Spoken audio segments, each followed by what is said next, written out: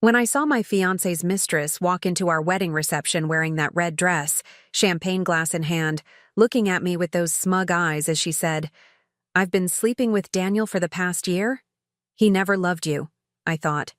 My world had ended. By midnight, they would both learn what it means to underestimate the wrong woman.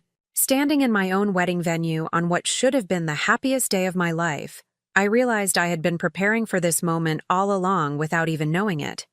I'd love to know which corner of the globe you're watching from. And if this story speaks to you, make sure to subscribe.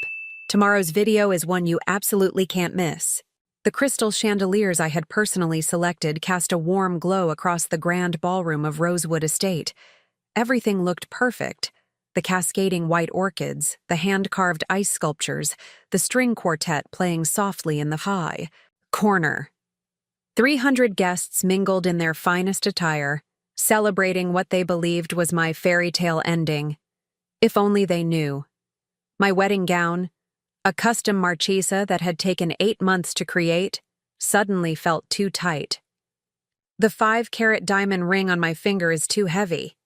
I stood frozen near the cake table, champagne flute in hand, as I watched a woman I'd never seen before glide through the entrance doors. She wasn't on the guest list. Even from across the room, I knew exactly who she was.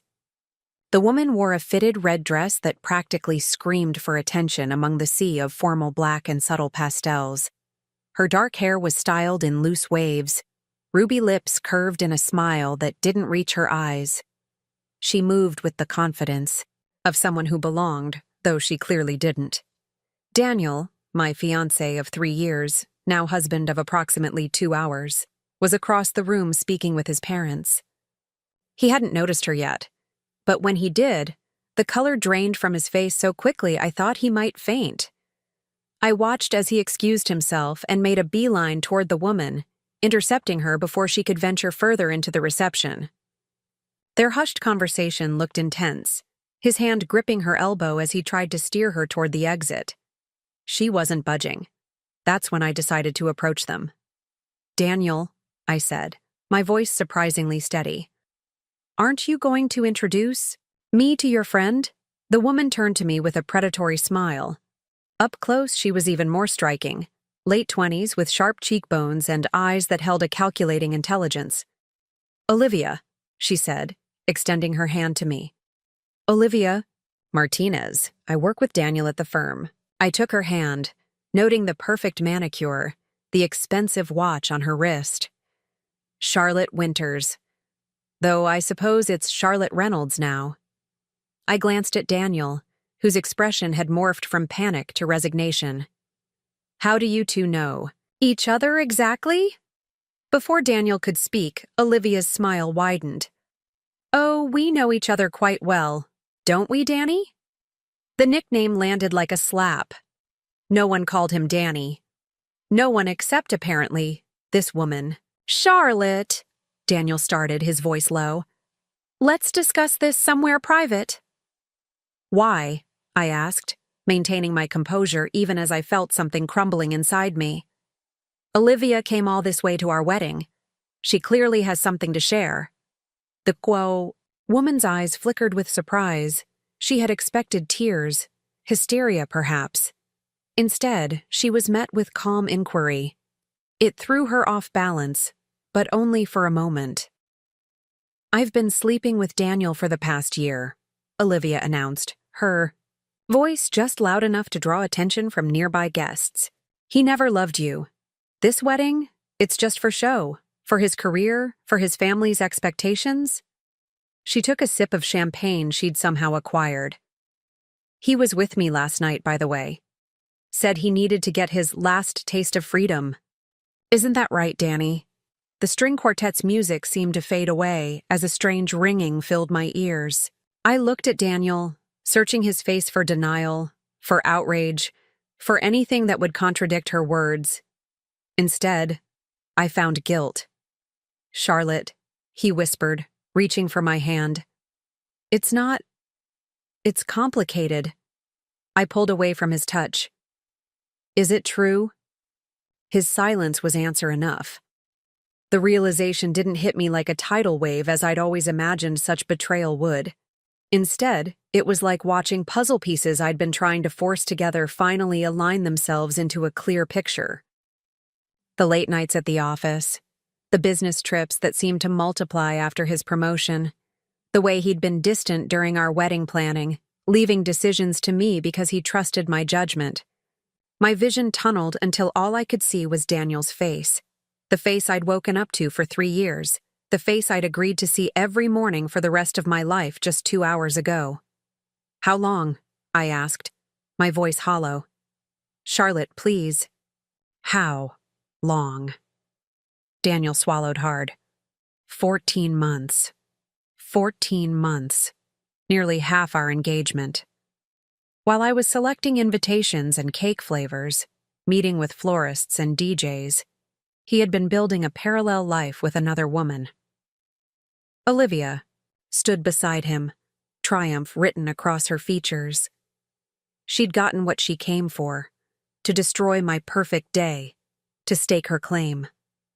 What she didn't know was that she had just made the biggest mistake of her life, because Rosewood Estate wasn't just our wedding venue, it was mine. Every crystal chandelier, every marble tile, every piece of silverware currently being used to serve our guests belonged to me. The venue had been my grandmother's final gift, transferred into my name 6 months ago when she moved to her villa in the south of France. Neither Daniel nor Olivia knew this. They were about to find out. I turned to Daniel, a cold calm settling over me. 14 months, that's interesting. About the same time you suggested we book this venue for our wedding. He nodded, confused by my change in topic. You always said you loved this place. I thought it would make you happy. It does make me happy, I replied, taking a sip of my champagne. Do you know what else makes me happy? Owning it? Daniel's brow furrowed. What are you talking about? Rosewood. Estate. It's mine. My grandmother transferred ownership to me 6 months ago as an early wedding gift. I smiled at Olivia, whose smug expression was beginning to falter. Everything you're enjoying tonight, the champagne in your glass, the canapés being passed around, the chairs you've been sitting on, it all belongs to me. They stared at me in stunned silence. Charlotte, Daniel finally said, what does that have to do with anything? Everything, I replied. Because in about 30 seconds, I'm going to have security escort you both out of my property. Olivia laughed, though it sounded forced. You can't do that. This is your wedding. What will people think? They'll think exactly what I tell them to think, I said, glancing around at our guests, his colleagues from the prestigious law firm where he was gunning for a partner, his family with their old money and older expectations. That my husband has been having an affair with his colleague for over a year, and that I found out on our wedding day when she showed up uninvited to gloat. A lot of love and effort went into bringing this story to life. If you're enjoying it, we'd be so grateful if you'd subscribe to our channel. Now, back to where we left off. The color drained from Daniel's face. Charlotte, you're not thinking clearly. Let's go somewhere and talk this through. Think about what this will do to my career. I am thinking very clearly, I replied. For the first time in 14 months, actually. I raised my hand slightly, catching the attention of Marcus, the head of security, who had been with Rosewood since my grandmother's time. He approached immediately. Miss Charlotte? He asked, pointedly using my maiden name. Marcus, please escort Mr. Reynolds and Ms. Martinez off the premises. They're no longer welcome here. Marcus nodded, no questions asked. He'd always been loyal to my family. You can't do this, Daniel hissed, panic rising in his voice. Think about what you're throwing away. I looked at him, really looked at him, and saw not the man I'd fallen in love with, but a stranger who had been deceiving me while I planned our future. I'm not throwing away anything of value, I said, removing my wedding ring and placing. it in his palm. You did that a year ago. As security approached, I turned to address our nearest guests, whose attention had been drawn by the unfolding drama. Ladies and gentlemen, I announced, my voice carrying across the now quieting room, I'm afraid I have an announcement to make. The celebration will continue, but it's no longer a wedding reception. Consider it a party to celebrate new beginnings, specifically mine. Murmurs rippled through the crowd as Marcus and another security guard flanked Daniel and Olivia. You'll regret this, Daniel said, his face contorted with anger and embarrassment as he was led away. You're making a scene. No, I corrected. Him. I'm making an exit. You're the one making a scene. As they were escorted toward the doors, I felt a hand on my shoulder. It was my best friend, Zoe, who had been watching the confrontation from a distance. Charlotte, what's happening? Why are they taking Daniel away? I took a deep breath, steeling myself for the first of many explanations I would give that night. It seems I married a man who's been having an affair for the past year, I said, loud enough for nearby guests to hear. And his mistress just crashed our wedding to tell me all about it. The gasps and whispers spread like wildfire. I watched as Daniel and Olivia disappeared through the grand double doors, cast out of the fantasy wedding they had both helped create, one through active planning, the other through active deception. Little did they know, this was only the beginning of what I had in store for them, because while they had been sneaking around behind my back, I had inadvertently been building the perfect stage for their downfall. I turned back to the stunned crowd, the champagne flute raised high. Now, who's ready for some cake? As the double. Doors closed behind Daniel and Olivia. A moment of surreal silence fell over the section of the ballroom where our drama had unfolded. I stood there, still in my wedding dress, aware that all eyes were turning toward me. This wasn't how I had imagined spending the evening of my wedding day, but then again, nothing about this day was turning out as planned. Zoe squeezed my hand. What do you need right now? I took a deep breath. Get me Gregory Walsh. Gregory was my grandmother's attorney who had handled the transfer of Rosewood Estate to my name. He was also, conveniently, a guest at my wedding. While Zoe went to find him, I walked to the center of the ballroom, gesturing for the string quartet to pause. The microphone that had been set up for toasts was waiting. First, I want to thank everyone for coming tonight, I began, my voice steadier than I felt. As some of you may have witnessed, I've just learned that my husband of 2 hours, has been having an affair with his colleague for the past 14 months. Gasps echoed throughout the room. Daniel's mother, Victoria Reynolds, a woman who had never quite approved of me despite my family's social standing, looked like she might faint. I understand this puts many of you in an awkward position. I continued. Especially those of you who work with Daniel at Reynolds, Blackwell, and Morgan. I spotted several of the partners from Daniel's law firm shifting uncomfortably. Please know that you're welcome to stay and enjoy the evening. After all, the food is paid for, the band is here, and the champagne is excellent. Or you may leave, if you feel that's appropriate. Either way, I understand. I took a moment to scan the room, meeting confused and sympathetic gazes. What I won't be doing is hiding in shame or pretending this didn't happen.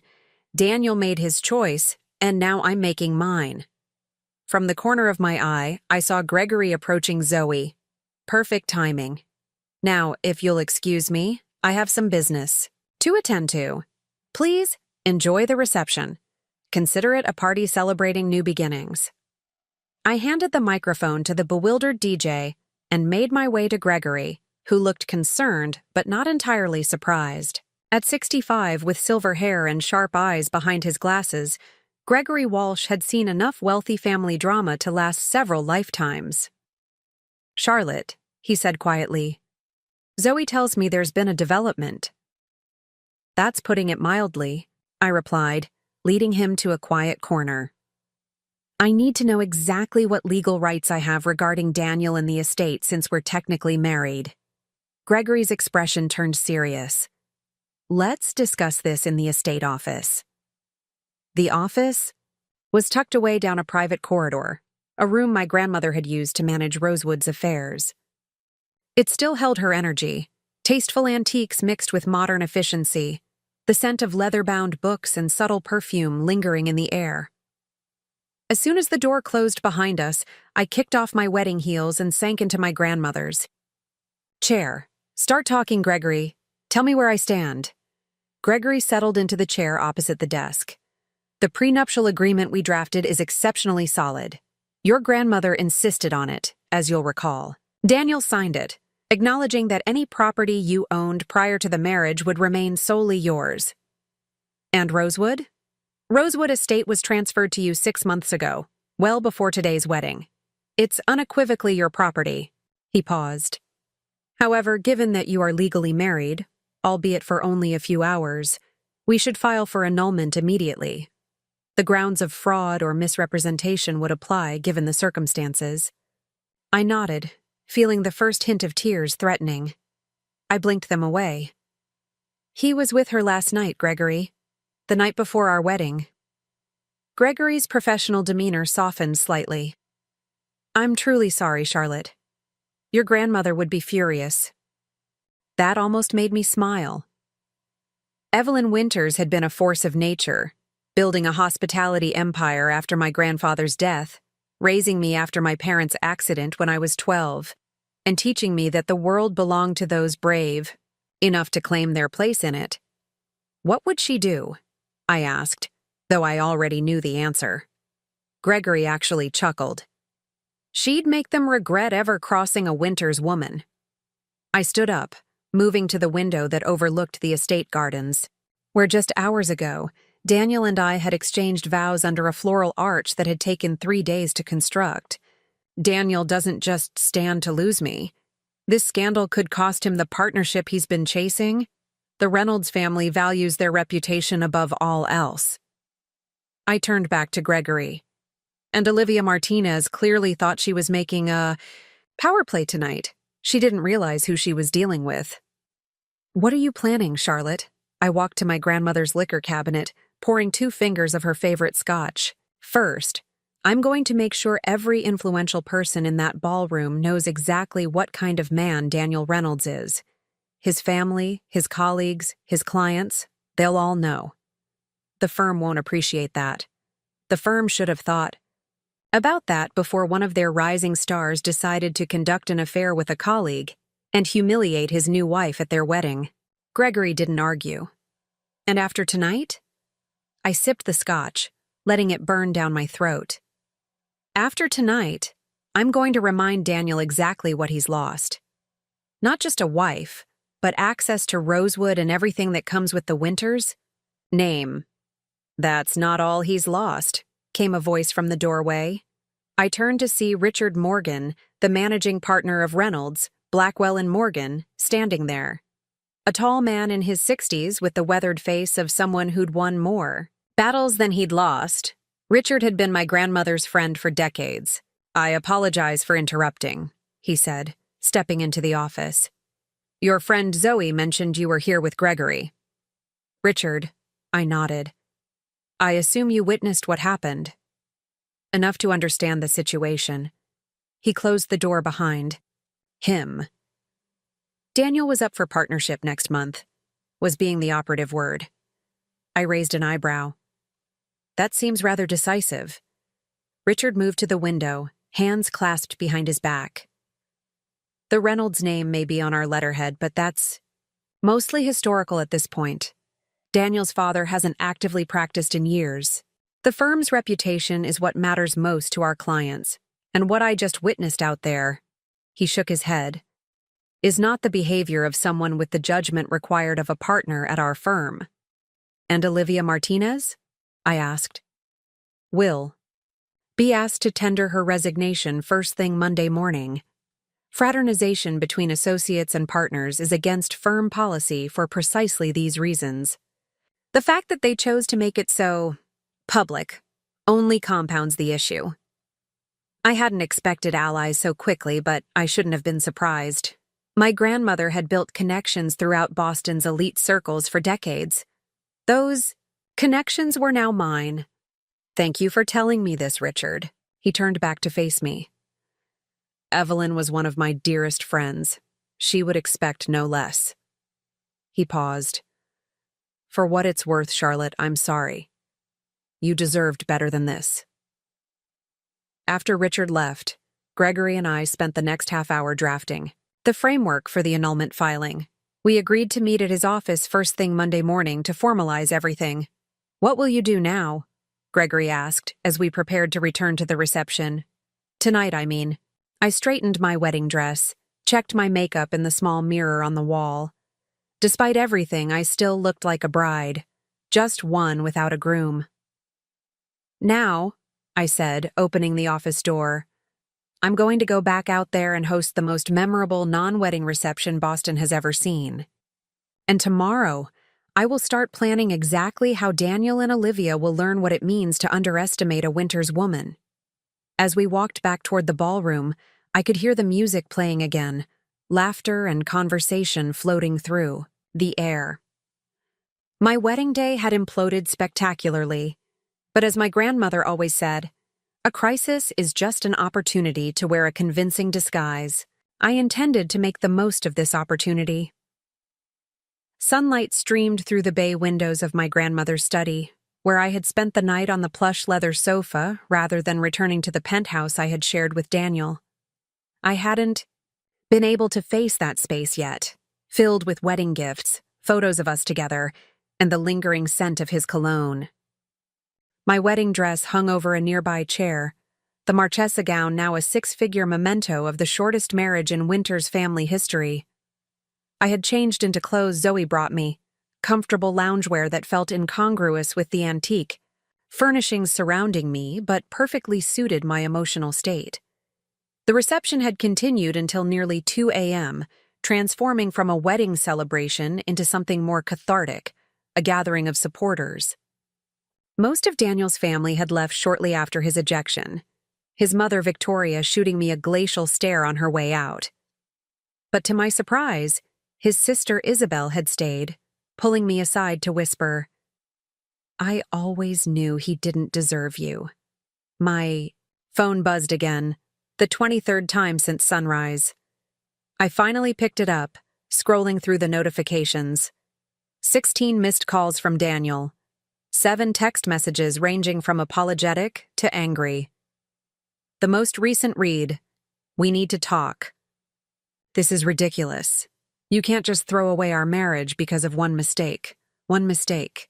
As if 14 months of deception could be condensed into a single error in judgment. A gentle knock on the door interrupted my thoughts. Elena, Rosewood's longtime housekeeper, entered with a tray of coffee and pastries. Ms. Charlotte, you should eat something, she said, setting the tray on the desk. She had been calling me Miss Charlotte since I was 12, and the familiarity of it was comforting now. Thank you, Elena, I said, accepting the coffee. Has there been any disturbance this morning? She understood my meaning immediately. Mr. Reynolds tried to enter the grounds about an hour ago. Security turned him away, as instructed. I nodded, sipping the coffee. And the press? 2 news vans at the main gate. Mr. Walsh called to say there's been some chatter online about what happened last night. He's monitoring it. Of course there was. With both our families' social standing, a wedding day scandal was too juicy to ignore. I could already imagine the headlines. Winter's heiress humiliated at altar, or Reynolds' scions affair exposed at wedding. Thank you, Elena. Please let me know if anything changes. After she left, I opened my laptop. Sure enough, Boston's social pages were already buzzing. Someone had managed to take a photo of Daniel and Olivia being escorted out of Rosewood, his face a mask of rage, her red dress a splash of color against the night. The photo had gone viral within hours. What intrigued me, however, were the comments beneath the articles.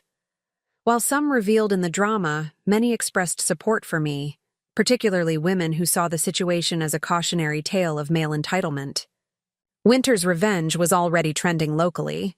It wasn't the kind of fame I had ever sought, but I couldn't deny its potential usefulness. My phone rang again. Zoe this time. I answered immediately. "Hey, how are you holding up?" Her voice was gentle. "Concerned. Better than expected," I replied honestly. "How's damage control going?" Zoe, who ran one of Boston's premier PR firms, had insisted on handling the public relations aspect of my implosion of a wedding. "I've drafted a statement for your approval. Simple, dignified, but doesn't let Daniel off the hook. And I've been fielding calls from journalists all morning." "Any particularly worrying angles?" "Just one. Olivia Martinez is apparently trying to shop her side of the story. Claims Daniel promised to leave you months ago but kept stalling." I laughed, though there was no humor in it. "Let her talk. It only makes them both look worse." "That's my girl," Zoe said approvingly. "Also, you should know that several of Daniel's clients have already called my office, trying to get in touch with you." That was interesting. "What do they want?" "To jump ship, I think. The Winters name carries more weight than Reynolds in this town, especially after last night." I contemplated this development. My grandmother had built Winters Hospitality Group into one of the largest luxury venue and hotel companies on the East Coast. Rosewood Estate was just the crown jewel in a portfolio that included properties from Maine to Florida. The Reynolds family, while respected in legal circles, couldn't match our influence or reach. "Tell them I'll be taking meetings starting Wednesday," I decided. "And Zoe, make sure Daniel knows about it." She chuckled. "With pleasure." After hanging up, I forced myself to eat a croissant while scrolling through emails. One in particular caught my attention, from Olivia Martinez, sent at 5:43 a.m. "Charlotte, we should meet. There are things about Daniel you don't know. Things that happened before last night. This isn't as simple as you think. I'm at the Harbor Hotel until tomorrow. Room 412. Olivia." I stared at the message, trying to decipher its tone. Was it a trap? A genuine attempt at, what, reconciliation? Unlikely. A power play? Possibly. Or perhaps she was already realizing that her actions had consequences beyond the momentary satisfaction of disrupting my wedding. I forwarded the email to Gregory with a simple question. "Worth hearing what she has to say?" His reply came. Minutes later, "Knowledge is power. Take security with you if you go. A sound strategy." I tucked it away for later consideration. First, I had more pressing matters to attend to. Opening a new browser tab, I logged into the Winters Hospitality Group system. As a board member and major shareholder, I had access to all our properties' information.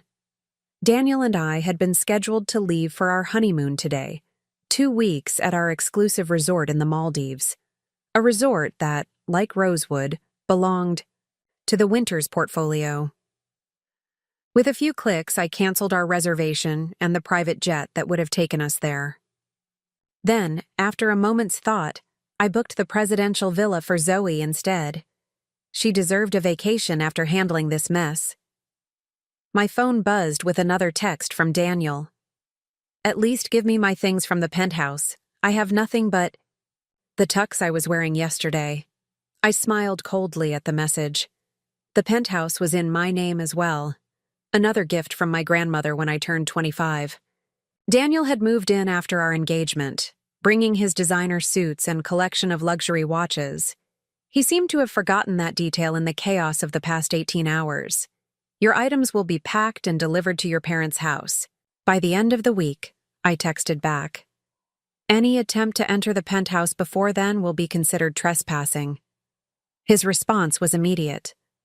"This is ridiculous, Charlotte. You can't just erase 2 people's lives together in a day." "You're right," I replied.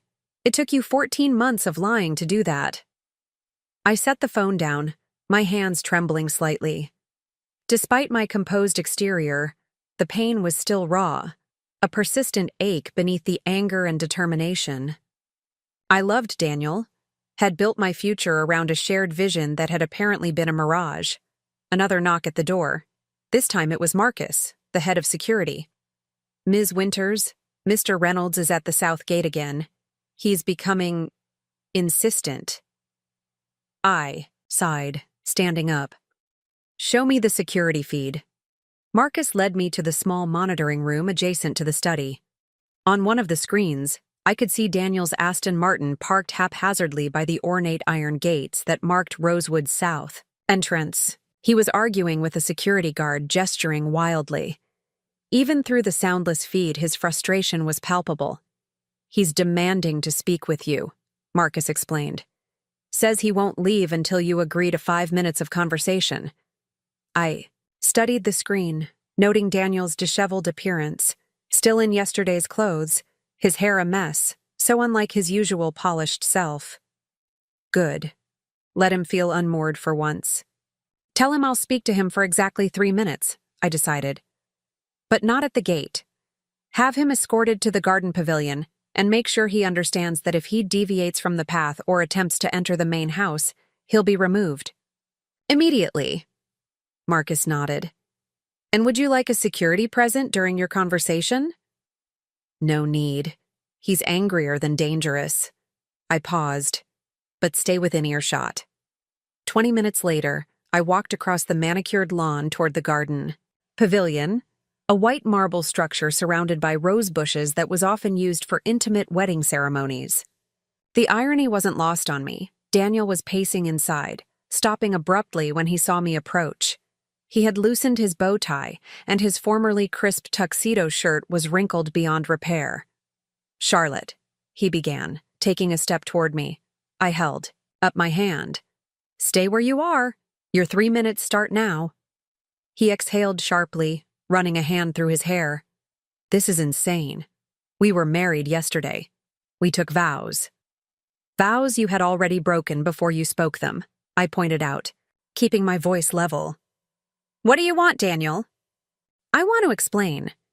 What Olivia did, showing up like that, was completely inappropriate. Yes, we had a relationship, but it was ending. I chose you. I almost laughed. You chose me? After sleeping with her the night before our wedding? That's your defense? He had the decency to look ashamed, at least. It was a mistake. A goodbye that got out of hand.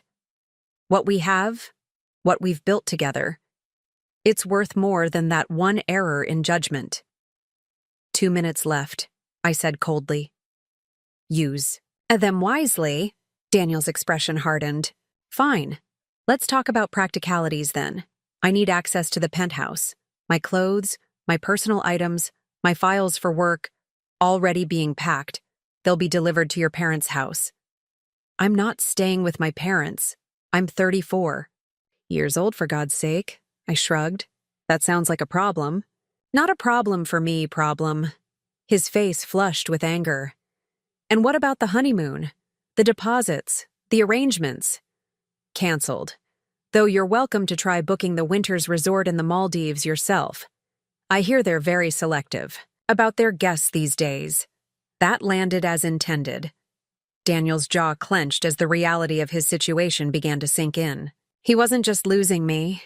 He was losing access to everything that came with being a part of the Winters family. 1 minute, I noted. Charlotte, please. His tone softened, becoming the voice I had fallen in love with years ago. We can work through this. Couples therapy, time apart, whatever you need. But don't throw away everything we've built on impulse. I studied him, the man I had planned to spend my life with. In another world, his words might have moved me. But that world had shattered the moment Olivia Martinez walked into our wedding reception in her red dress. What we built, I said quietly, was founded on a lie. Your time is up, Daniel. As if on cue, Marcus appeared at the edge of the pavilion. Mr. Reynolds, I'll escort you back to your vehicle now. Daniel's face hardened again. This isn't over. Charlotte. I smiled, though there was no warmth in it. Actually, it is, but the consequences are just beginning. I turned and walked away, not bothering to watch as security escorted him off the property. My phone buzzed in my pocket. A text. From Gregory confirming our meeting tomorrow to file for annulment. A chapter was ending, but I was already plotting the next one. And in this version of the story, I wouldn't be the one caught by surprise.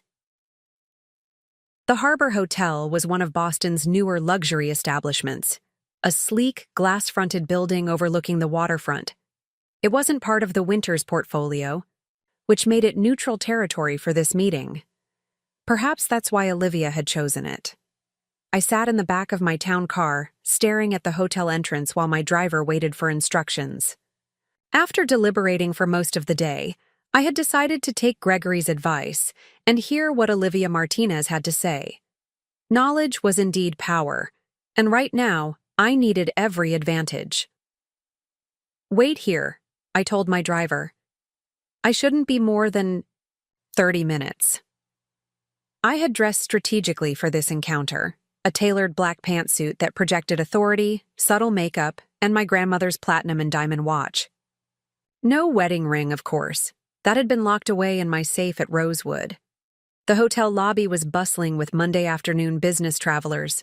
I bypassed the front desk and headed straight for the elevators, thankful that the reflective doors showed no trace of the turmoil I felt inside. Room 412, fourth floor, likely overlooking the harbor, one of their better accommodations, though not quite a suite. I knocked precisely 3 times. The door opened almost immediately, as if Olivia had been waiting just on the other side.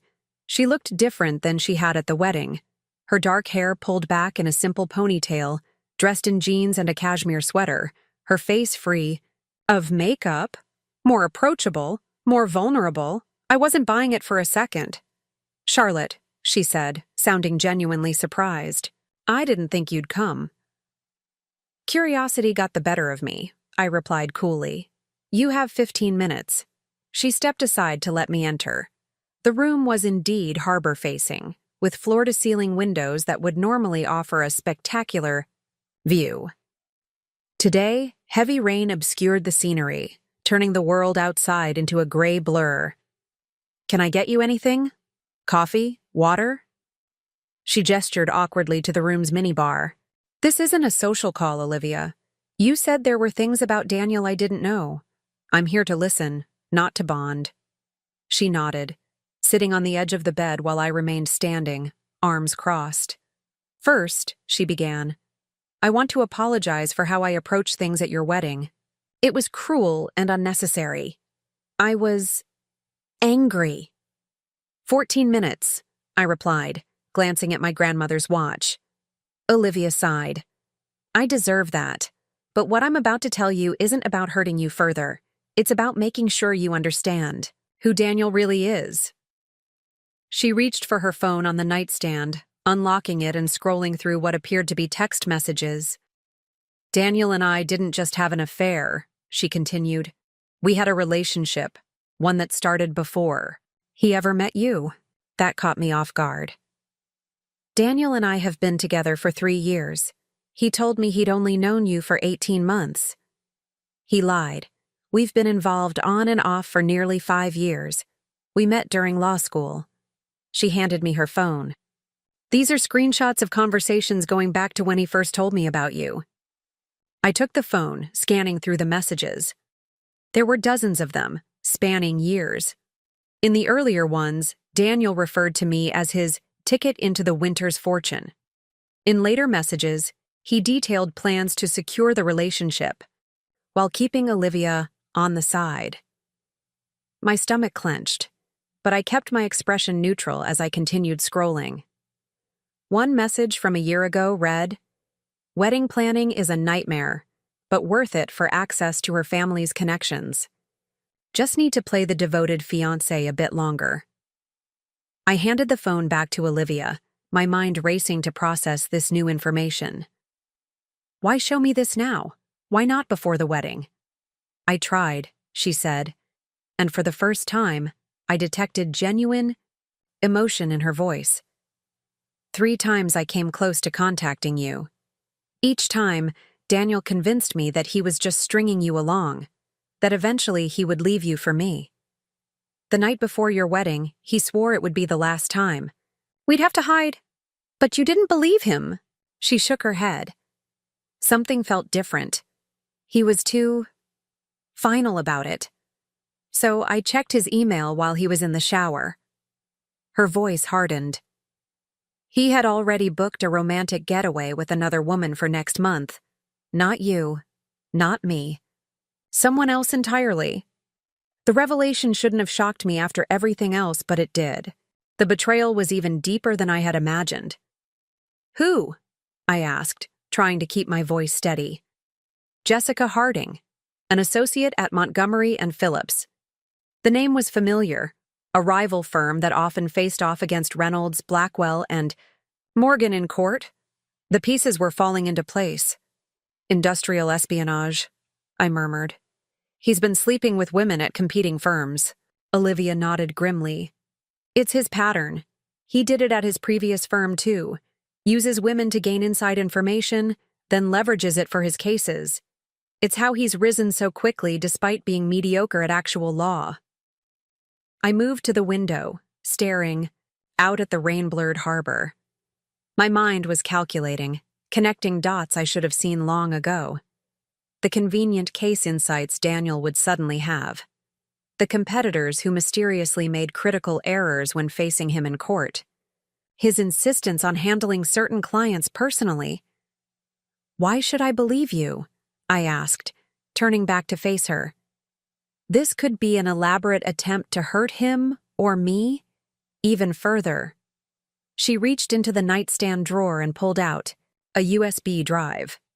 Because I copied everything, emails, text messages, photos, even recorded conversations where he discusses his strategy. It's all here. I made no move to take it. And what do you want in exchange for this information? Money? Revenge? Nothing from you? Olivia replied, setting the drive on the desk. Consider it a peace offering. What you do with it is your business. I studied her, trying to discern her true motivations. You're out of a job because of what happened. The firm is forcing your resignation. She smiled thinly. Actually, I submitted my resignation this morning. I start at the district attorney's office next month. I've been planning my exit from Reynolds Blackwell for a while. That was unexpected. The DA's office? That's quite a change of direction. Not really. I've always been more interested in prosecution than corporate law. Daniel knew that. It's partly why he targeted me. Thought I might provide insight into the DA's strategies. I finally took a seat in the armchair by the window, processing everything. If what you're saying is true, Daniel hasn't just been unfaithful.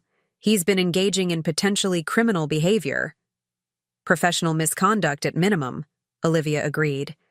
Grounds for disbarment if it can be proven, which it can be, with that drive. I glanced at the USB. Such a small object with such destructive potential. Why didn't you go directly to the Bar Association yourself?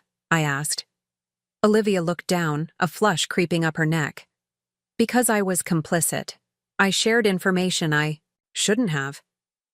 I believed we were in love, and that once he left you, we'd build a life together. She laughed bitterly. I was as much a fool as anyone. The rain intensified outside, pattering against the windows. I found myself believing her. Despite everything, the humiliation in her eyes was too raw to be feigned. We're not the first, she continued. There was a woman at his previous firm in New York, Emily something. He did the same thing to her, dated her while using her to gain information on cases, then discarded her when he moved to Boston. And the woman showed up at his office, causing a scene. I finished, remembering a story Daniel had told me about a crazy ex who couldn't accept their breakup. He told me she was unstable. He would. Olivia stood, moving to the minibar to pour herself a glass of water. Daniel has a talent for rewriting history to make himself the hero, or at least the victim. I thought about the prenuptial agreement my grandmother had insisted upon, despite Daniel's objections. About her cryptic comment that Men who resist prenups often have more to hide than their assets. She had seen something in him that I had been too blinded by love to notice. "He's been calling and texting me nonstop since last night," I said, not entirely sure why I was sharing this with her. "Alternating between apologies and demands." Classic Daniel. He hates losing control of a situation. She hesitated. "You should know. He might not be as financially stable as he appears. He has gambling debts, significant ones." Another piece of the puzzle clicked into place. His eagerness to access my family's wealth and connections. His desperation to make partner. I stood, having heard enough. "Thank you for this information, Olivia. Misguided as your methods were, I believe you thought you were doing the right thing by coming to my wedding." She looked surprised at my shift, in tone.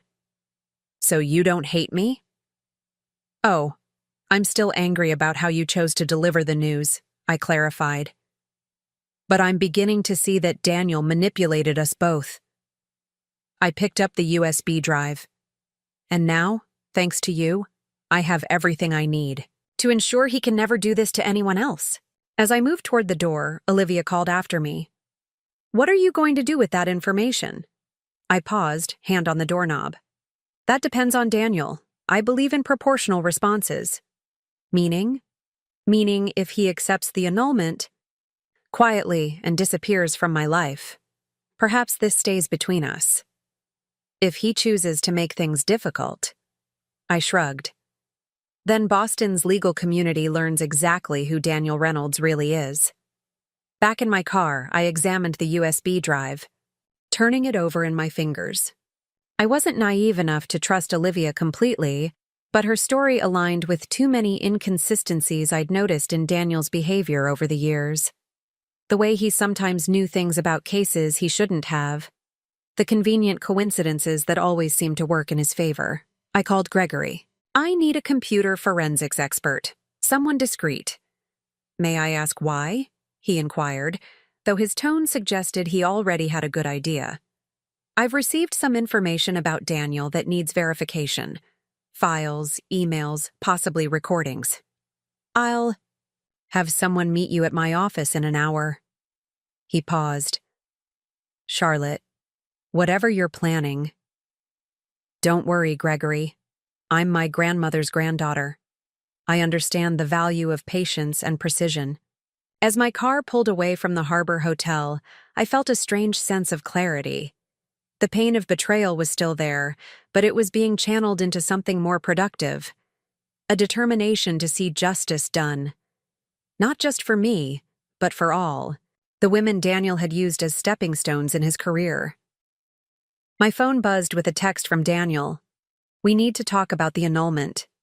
My lawyer will be contacting yours." So he was lawyering up. Interesting. I sent back a single response. "Choose your next steps carefully, Daniel. You have more to lose than you realize." Then I silenced my phone and watched the rain-soaked city pass by outside the window. The game had changed. And this time, I knew all the players. Gregory Walsh's office occupied the top floor of a historic brick building in Boston's financial district.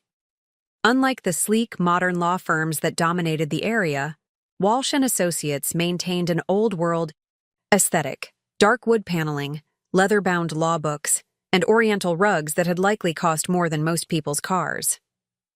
I sat in Gregory's private conference room, watching as Julian Chen, the computer forensics expert, methodically examined the contents of Olivia's USB drive. Julian was a former FBI cybersecurity specialist who now ran his own consulting firm. According to Gregory, he was the best in the business, and completely discreet. "This is extensive," Julian commented, eyes fixed on his laptop screen. "Whoever compiled this was very thorough." "What exactly are we looking at?" Gregory asked, standing behind Julian to view the monitor. "Emails, text message backups, photos, voice recordings, even financial records." Julian clicked through several folders. "All appear to be authentic based on metadata and digital signatures, though I'll need more time to verify everything completely." leaned forward. How damaging is it? Julian looked up, his expression grave. If you're asking from a legal ethics perspective, career-ending. There's clear evidence of Mr. Reynolds using relationships to gain privileged information about cases and opposing counsel strategies. Gregory whistled softly. The Bar Association would have a field day with this. Disbarment would be the minimum consequence. And from a criminal perspective?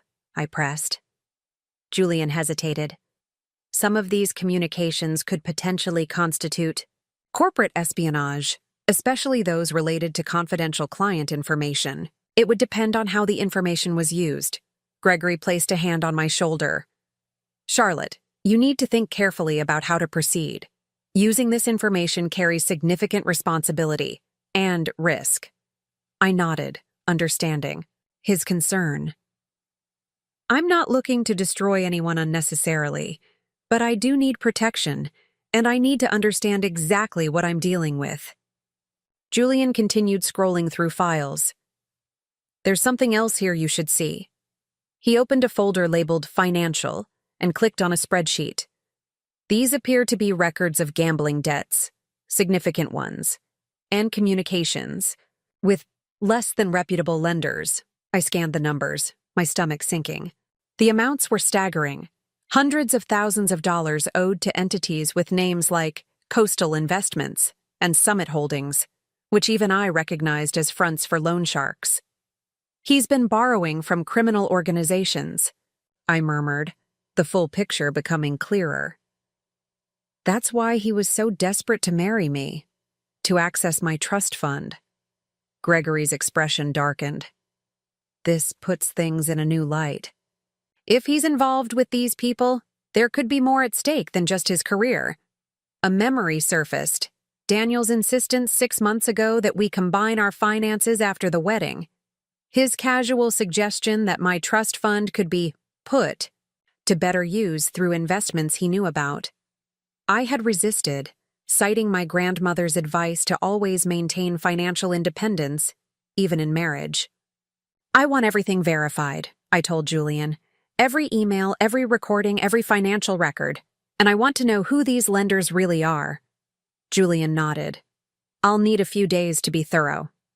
You have until Friday, I replied, standing up. In the meantime, Gregory, I need you to reach out to Daniel's attorney. Tell them I'm amenable to discussing terms for the annulment, but make no specific offers yet. Gregory raised an eyebrow. Playing for time? Precisely. I want to know exactly what I'm dealing with before showing my hand. As Julian packed up his equipment, my phone buzzed with a text from Zoe. Call me ASAP. You need to see what just hit. Social media. I excused myself and stepped into the hallway to call her back. What's happening? I asked without a preamble. Daniel's gone public, Zoe replied, her voice tight with controlled anger. He's posted a statement on Instagram portraying himself as the victim of a hasty misunderstanding that's been blown out of proportion by outside forces. My blood ran cold. Show me. She texted a screenshot. Daniel's post included a photo of us from our engagement party, looking blissfully happy.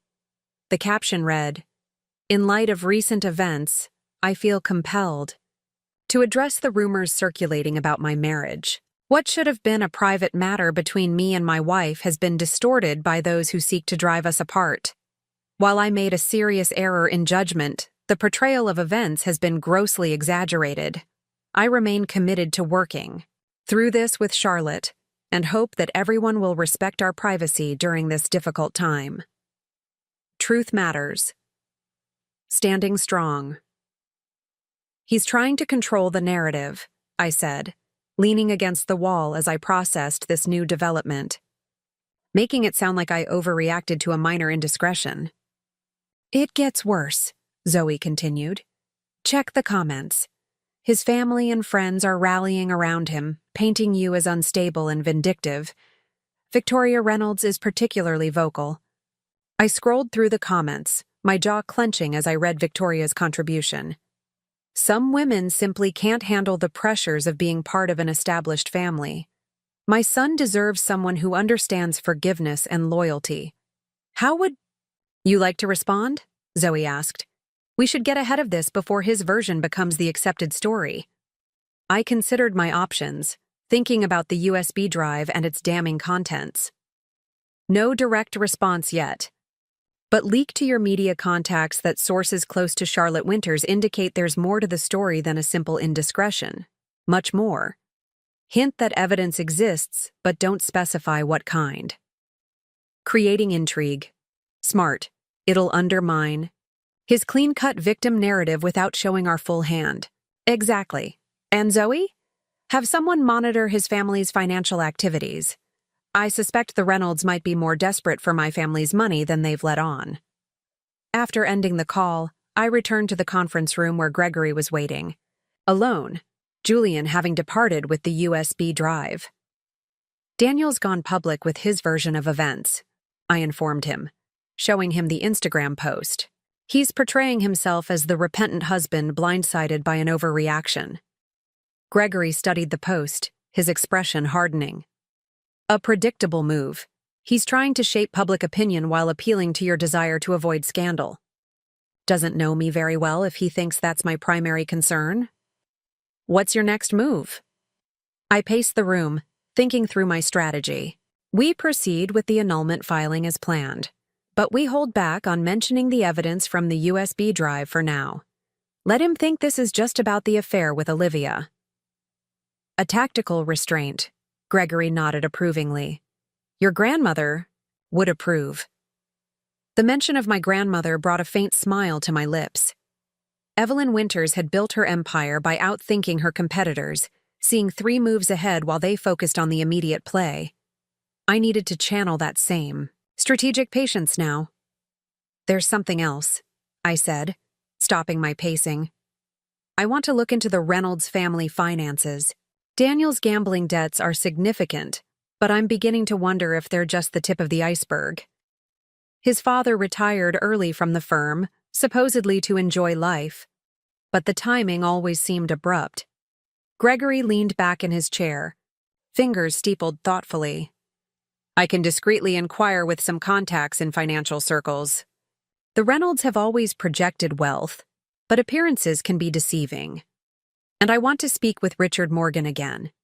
If Daniel was using relationships to gain inside information on cases, the firm needs to know the extent of the damage. Tread carefully there, Charlotte. Once you share that information with the firm, you can't control what they do with it. I nodded, understanding the implications. Revealing Daniel's actions to his firm could trigger a cascade of consequences: internal investigations, client notifications, potential lawsuits. It would be the professional equivalent of a nuclear option. I'll wait for Julian's complete analysis before approaching Richard, I agreed. In the meantime, I need to address another aspect of this situation, which is, Rosewood Estate had several events booked through Daniel's connections: client gatherings, firm retreats, family functions. I need to decide whether to honor those commitments or cancel them. Gregory considered this. Canceling could be seen as petty, but honoring them means continuing a relationship with people who are currently undermining you publicly. I smiled grimly. Or it provides the perfect opportunity to show the influential members of Boston society exactly who owns Rosewood and who they should maintain good relations with if they want to continue enjoying its privileges. Understanding dawned in Gregory's eyes. You're going to host these events yourself. With impeccable hospitality and a subtle reminder of where the power in this situation truly lies. I checked my watch. The Reynolds family has their annual charitable foundation dinner scheduled at Rosewood next month. I think I'll personally oversee the arrangements. As we wrapped up our meeting, finalizing the details for the annulment, filing, I felt a strange sense of clarity emerging from the chaos of the past 2 days. Daniel had treated our relationship as a chess game, methodically positioning pieces to achieve his desired outcome. What he hadn't realized was that he was playing against someone who had learned strategy from a true master. My phone buzzed with another notification. A direct message from Olivia. He's contacting everyone who was at the wedding, spinning his version of events. Thought you should know? I wasn't surprised. It was the desperate move of someone watching their carefully constructed facade crumble. Gregory, I said as we walked toward the elevator, add a confidentiality clause to the annulment agreement. Any public statements about our relationship or the events of the wedding must be approved by both parties. He'll resist that. Let him. Every point he contests gives us another opportunity to mention what we know. As the elevator doors closed, I caught my reflection in the polished brass wall panel. I looked different somehow. Harder, more focused, less the blushing bride, and more my grandmother's heir in every sense of the word.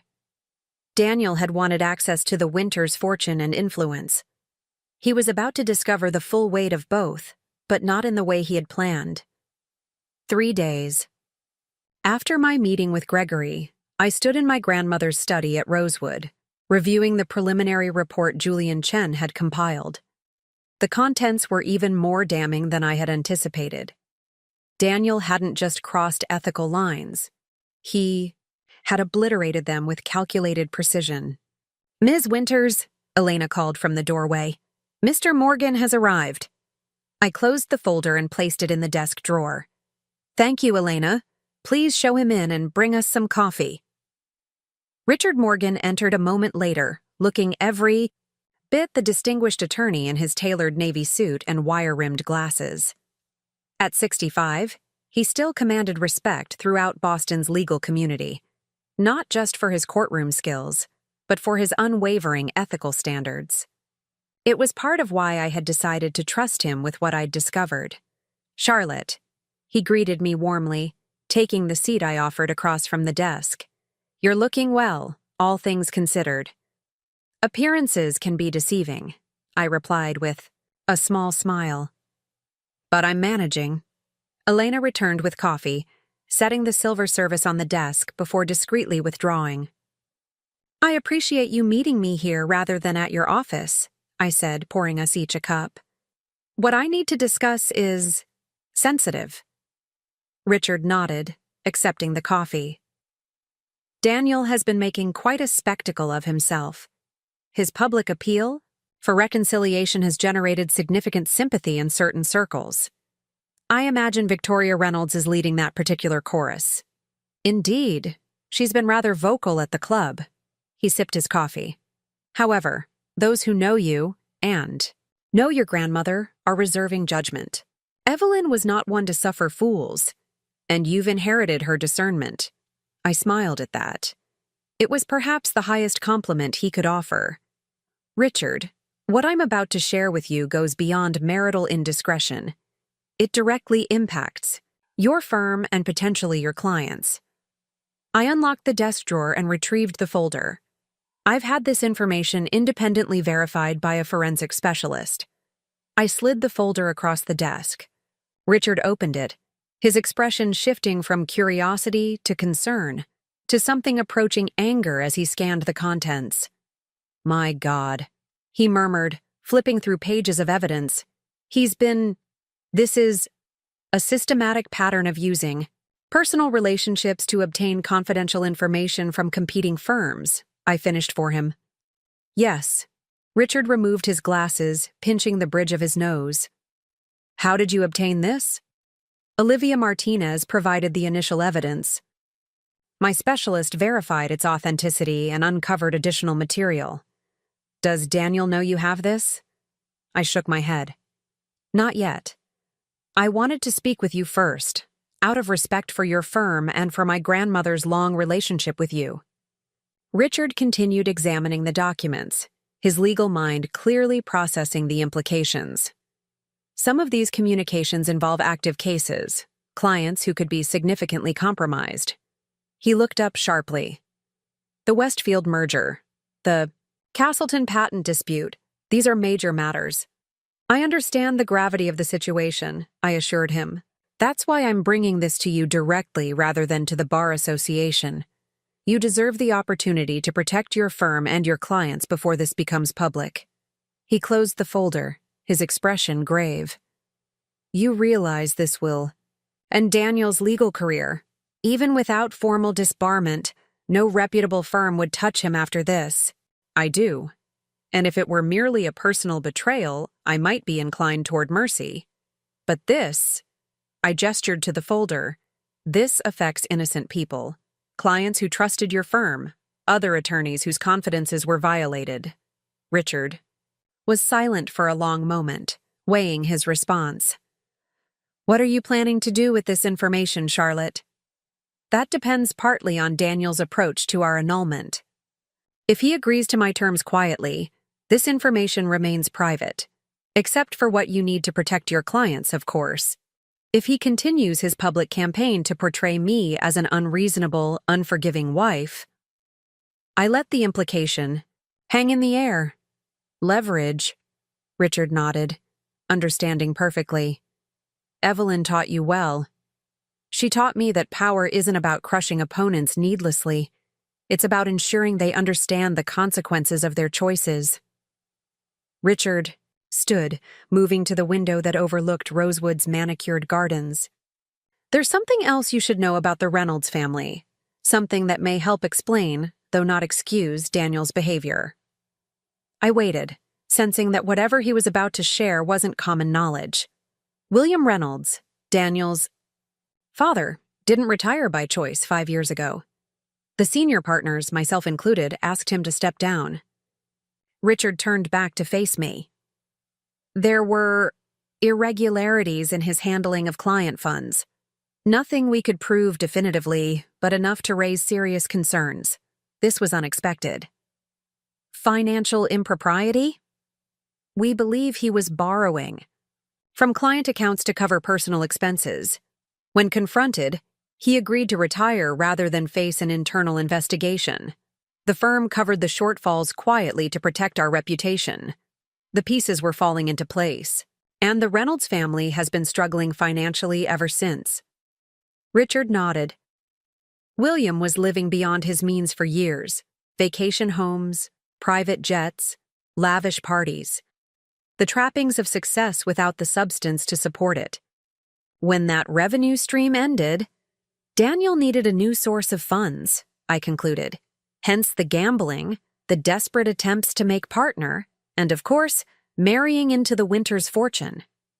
It appears so. Victoria has been liquidating assets quietly, family heirlooms, art collections. They still maintain appearances, but the foundation is crumbling. I absorbed this new information, feeling an odd mix of vindication and sadness. The Reynolds family had projected wealth and prestige for generations, looking down on others they deemed less established, including at times me, despite my family's considerable fortune. To learn it had been partially a facade was both illuminating and troubling. Thank you for telling me this, Richard. It provides important context. He returned to his seat, his expression serious. What will you do now? I considered my options. Carefully. Regarding the firm, that's your decision. You need to protect your clients and your reputation. As for Daniel and our annulment, I'll proceed as planned, but with this additional understanding of his motivations. Richard nodded, seemingly relieved by my measured response. I should warn you, the Reynolds family won't go down without a fight. Victoria, especially, is fiercely protective of their social standing. I'm counting on it, I replied with a small smile. Which brings me to another matter. The Reynolds Family Foundation dinner is scheduled at Rosewood next month. I assume the firm is still planning to attend? It's our most significant charity event of the year, Richard confirmed, looking slightly uncomfortable. Though, under the circumstances, I wanted to proceed as planned, I said, surprising him. With one modification, I'll be hosting personally. As the owner of Rosewood Estate, understanding dawned in his eyes. A power move. A reminder of reality, I corrected gently. The Boston social world needs to understand that the Winters name and properties continue regardless of my marital status. And the Reynolds family needs to recognize that burning bridges with me has consequences beyond the personal. Richard Boy. actually chuckled. Evelyn would be proud. She always said the most effective demonstrations of power are the ones that appear effortlessly gracious. As our meeting concluded and I walked Richard to the door, he paused to examine a photograph.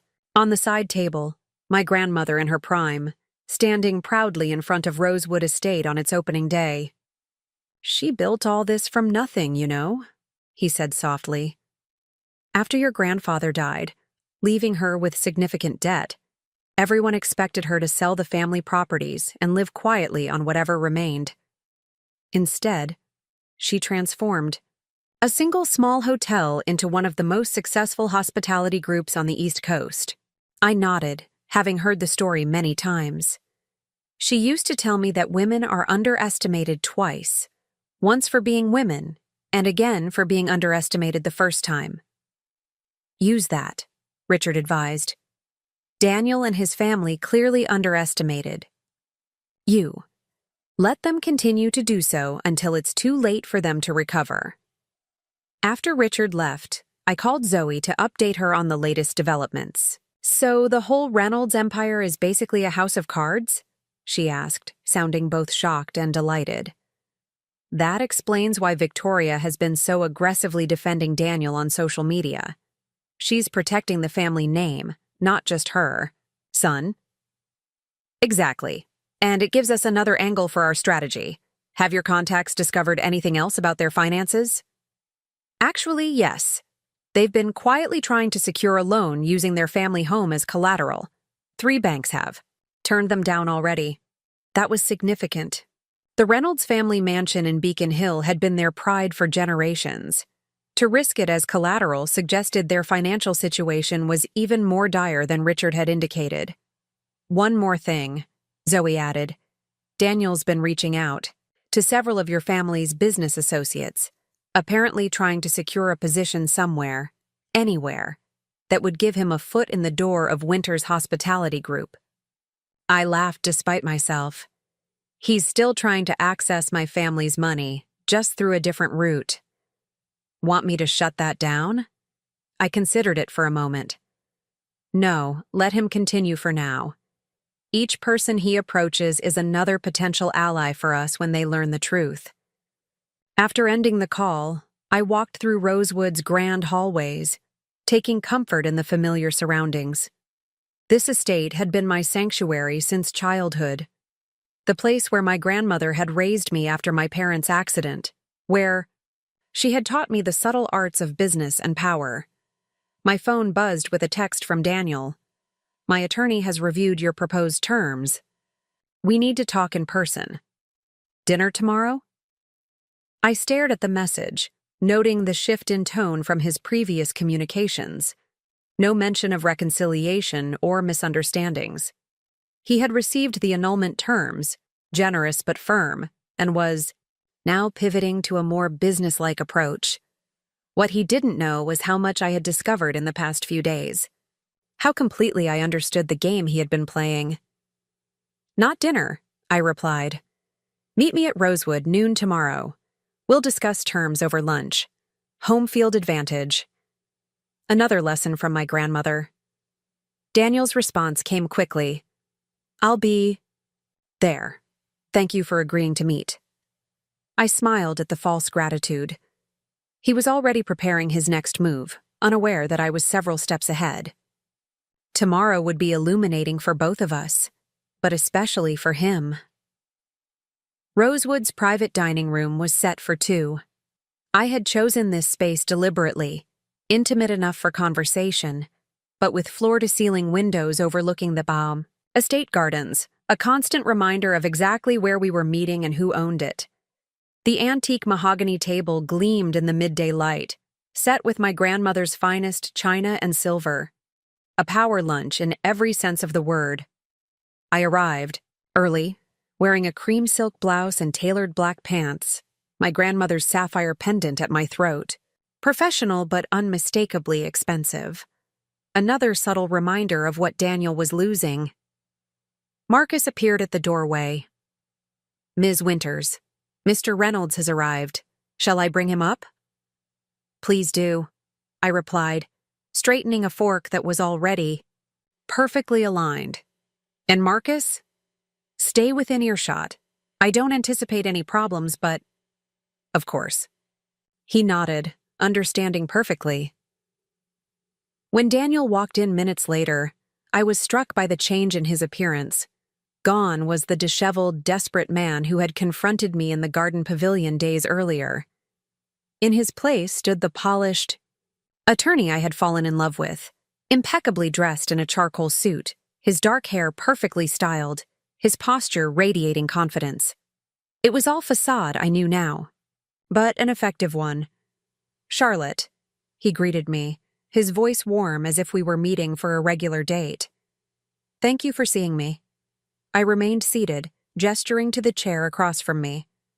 "Please, sit. Lunch will be served shortly." He took the offered seat, his eyes scanning the room, taking in the expensive furnishings, the view of the estate grounds. I could almost see him calculating what he had lost access to. "I've been staying with my parents," he offered as if making casual conversation. "It's temporary, of course, until we resolve this situation." "Is that what we're calling it now?" I asked, my voice pleasantly neutral. "A situation?" Daniel had the grace to look momentarily abashed. "I've had time to reflect on my actions. What I did was inexcusable." "Which part? The 14-month affair with Olivia? Sleeping with her the night before our wedding? Or inviting her to the reception to humiliate me publicly?" "I didn't invite her," he said quickly. "She came on her own. I would never have… Let's not lie to each other anymore, Daniel. It's a waste of both our time." I sat back as a server entered with the first course, a chilled lobster salad. "You wanted to discuss the annulment terms?" Daniel waited until the server had left before leaning forward. "Charlotte, the terms you're proposing are extreme. I understand you're hurt, but extreme?" I raised an eyebrow. "I'm not asking for alimony. I'm not claiming any of your assets. I'm simply requiring a complete separation, a mutual non-disclosure agreement, and your written surrender of any claims to Rosewood Estate or any Winters family properties or businesses." "It's the non-disclosure that concerns me," he admitted. "My career requires a certain public profile, and restricting what I can say about my own marriage is problematic."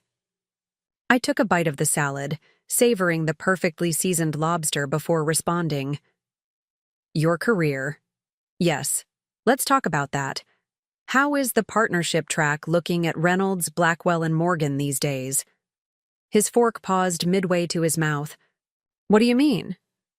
"I had lunch with Richard Morgan earlier this week. He seemed concerned about some of the firm's cases, particularly those you've been handling personally." Daniel's face remained composed, but I noticed the slight tightening around his eyes. "Richard and I have a strong professional relationship. Any concerns he has, he would discuss with me directly." "Of course," I agreed smoothly. "Though he might be more forthcoming with me, given his long friendship with my grandmother." The server returned with wine, a crisp Sancerre that paired perfectly with the seafood. Daniel waited until we were alone again before speaking. "What exactly are you implying, Charlotte?" I met his gaze directly. "I'm not implying anything. I'm telling you that I know, Daniel. About you. About your family's financial troubles. About how you've been acquiring information from competitors to advance your career." The color drained from his face. "I don't know what you think you've discovered, but Jessica Harding at Montgomery and Phillips, Emily Townsend at your previous firm in New York, and of course Olivia Martinez." I kept my voice conversational, as if discussing the weather. "You have a type, don't you? Smart, ambitious women with access to valuable information. Women who believe you love them while you're mining their professional knowledge for your own gain." Daniel set down his fork, his appetite apparently gone. "Those are serious accusations." "They would be if they were merely accusations." I took a sip of wine. "But with evidence, they become facts. Uncomfortable ones, I imagine." What evidence? His voice had lost its smooth confidence. I smiled slightly. The kind that's been verified by a forensic specialist and reviewed by the managing partner of your firm. The kind that could be submitted to the Bar Association, should it become necessary. Daniel's facade cracked then, just for a moment, revealing the panic beneath. Charlotte, whatever you think you have, emails, text messages, voice recordings, financial records tracking your gambling debts. I listed them calmly. Detailed evidence of how you've systematically used relationships to gain confidential information that benefited your cases. Shall I continue? He stared at me, recalculating his position. I could almost see the gears turning as he shifted strategies. What do you want? He asked finally, his voice low. Exactly what's in the annulment. Agreement. A clean break, your silence, and your explicit recognition that you have no claim to any Winters assets. And if I agree, then the evidence remains private, except for what Richard Morgan needs to protect the firm's clients, of course. Your career would be damaged, but not destroyed. And if I don't, I set my napkin aside, leaning forward slightly. Then Boston's legal community learns exactly who Daniel Reynolds really is. The Bar Association receives a comprehensive file of your professional misconduct and your family's foundation dinner. Next month will be very awkward indeed. Daniel's expression hardened. You would destroy my career out of spite? No, I would allow your own actions to have their natural consequences. I gestured toward the window, to the estate grounds beyond. My grandmother built this place on principles of integrity and hard work. You sought to exploit her legacy, and me, for your financial gain. Consider yourself fortunate that I'm offering you any path forward at all. The server returned to clear our plates and serve the main course, seared scallops with a saffron risotto. Daniel barely glanced at the why. Food. My parents will fight this, he said after a moment, especially my mother. The Reynolds name is not what it once was. I finished for him. Your father's forced retirement, your mother's quiet selling of family heirlooms, the rejected loan applications using your family home as collateral. I raised an eyebrow at his surprise. Did you think I wouldn't investigate once I realized what you were capable of? Daniel pushed his plate away. This is vindictive. This is business, I corrected him. You approached our relationship as a transaction, a way to access the Winters fortune and connections. I'm simply concluding that transaction on my terms rather than yours. He stared at me, a mix of anger and something like reluctant respect in his eyes. I didn't think you had this in you. You never really knew me, Daniel. That's the tragedy of it all. I took another sip of wine. You were so focused on what my family could do for you that you never bothered to learn who I actually am. A tense silence fell between us. Outside the window, a gardener was carefully pruning the rose bushes that lined the central pathway, cutting away dead growth to allow the healthy stems to flourish. It seemed fitting. The annulment agreement, Daniel finally said. If I sign, it as written, what assurance do I have that you won't use this evidence anyway? You have my word, I replied simply. Unlike yours, it still means something. His jaw tightened at the barb. I'll need to consult with my attorney. Of course, you have until Friday. I checked my watch. Now, if you'll excuse me, I have other appointments this afternoon. Daniel stood, straightening his tie in a gesture I had once found endearing, but now recognized as a nervous habit. What will you tell people about why our marriage ended? The truth. That you had an ongoing affair, which came to light at our wedding. I rose as well. The rest depends entirely on how you choose to proceed from here. As Marcus appeared to escort Daniel out, I remained by the window, watching as he was led across the grounds toward the main gate. His shoulders were tense, his stride less confident than when he had arrived. My phone buzzed with a text from Zoe. How did it go? He's cornered and he knows it, I replied. But cornered animals can be dangerous. Keep monitoring the Reynolds family activities. I suspect Victoria may have her own moves to make. As Daniel's figure disappeared from view, I found myself reflecting on the woman I had been just a week ago, excited about my wedding day, convinced I knew the man I was marrying, blind to the machinations happening around me. That woman was gone now, replaced by someone more clear-eyed, more like my grandmother than I had ever expected to become. Elena appeared at the doorway. "Miss Charlotte, Mr. Walsh is on the phone. He says it's important." I nodded, moving back to the table to retrieve my phone. "Put him through to my grandmother's study. I'll take it there." As I walked the familiar hallway toward the study, I wondered what new development Gregory was calling about. Whatever it was, I was ready. Daniel had underestimated me for the last time. Now he, and everyone else involved, would learn exactly what that mistake would cost them. "She's done what?" I gripped the phone tighter, barely containing my shock as Gregory explained the situation.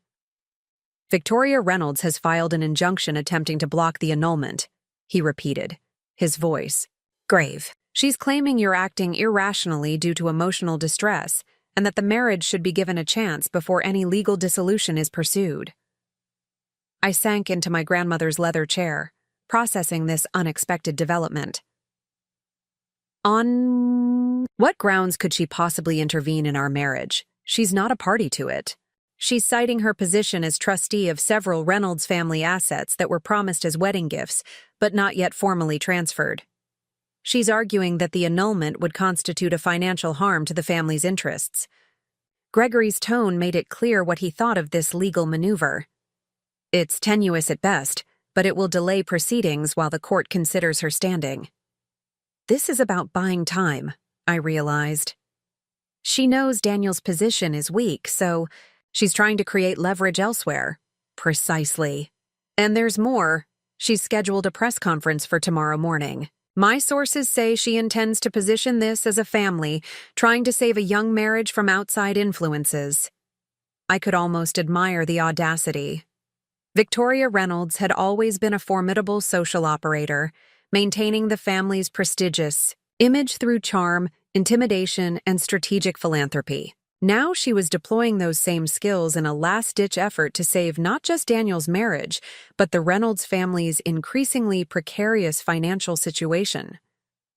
"Who's representing her?" I asked, already thinking through potential counter-strategies. "Lawrence. Harrington. Of course. Harrington was a family law specialist known for his aggressive tactics and media savvy. He and Victoria had served on several charity boards together over the years. Gregory, I need you to call Judge Eleanor Martinez. She owes my grandmother a favor, and she specializes in family court matters. See if she can expedite a hearing on Victoria's standing before this spirals further." "Already done. We have a hearing scheduled for Monday morning."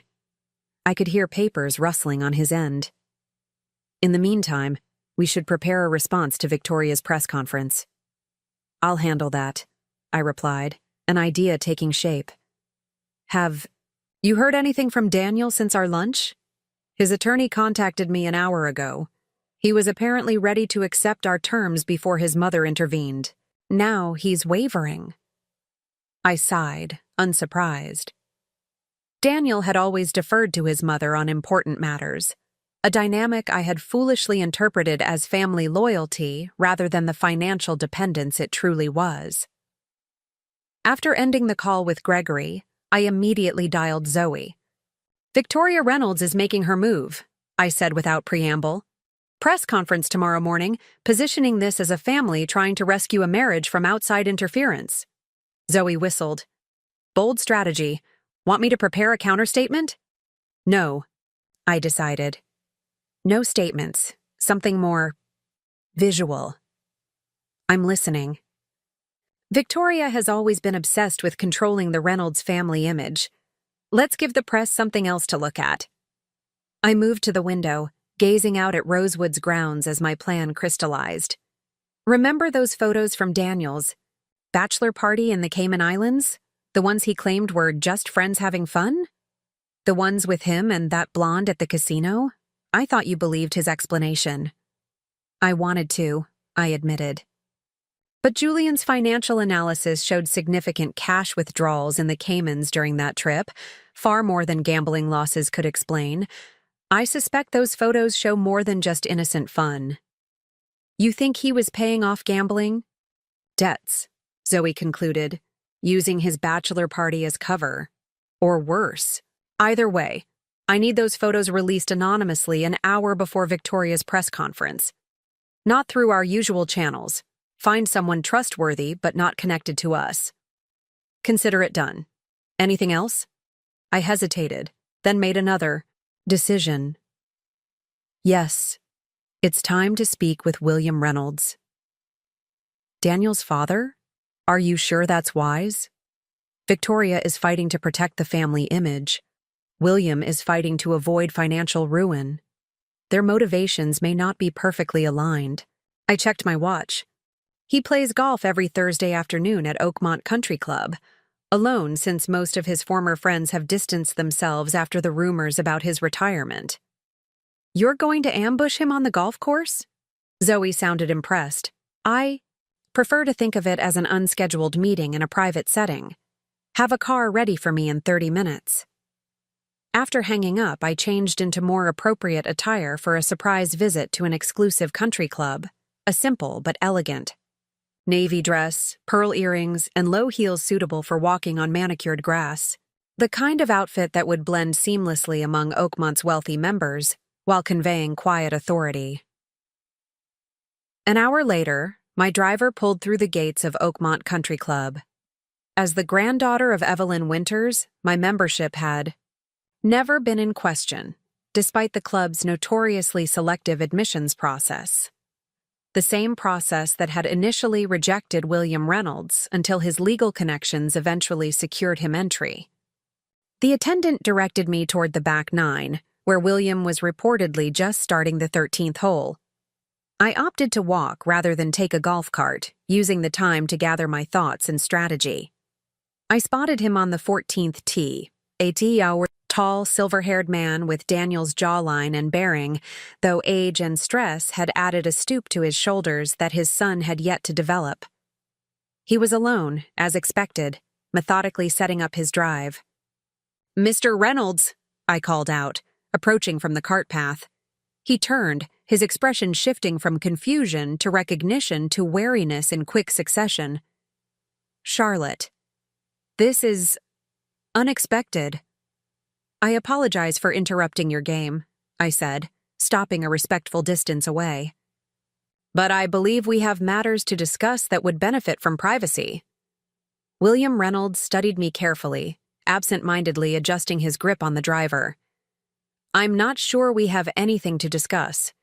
Victoria is handling the family response to recent events. Yes, I've heard about her injunction and planned press conference." I maintained a neutral tone. Creative approaches, though ultimately futile. He sighed, suddenly looking older than his 65 years. "What do you want, Charlotte?" To speak honestly, away from lawyers and public relations strategies, I gestured to the nearby bench overlooking the fairway. "May I?" After a moment's hesitation, he nodded, setting his driver back in the golf bag. We sat side by side, looking out over the immaculately maintained course. "Your mother is making a mistake," I began without preamble. "Her injunction won't stand, and her press conference will only amplify the scandal she's trying to contain." William's shoulders slumped slightly.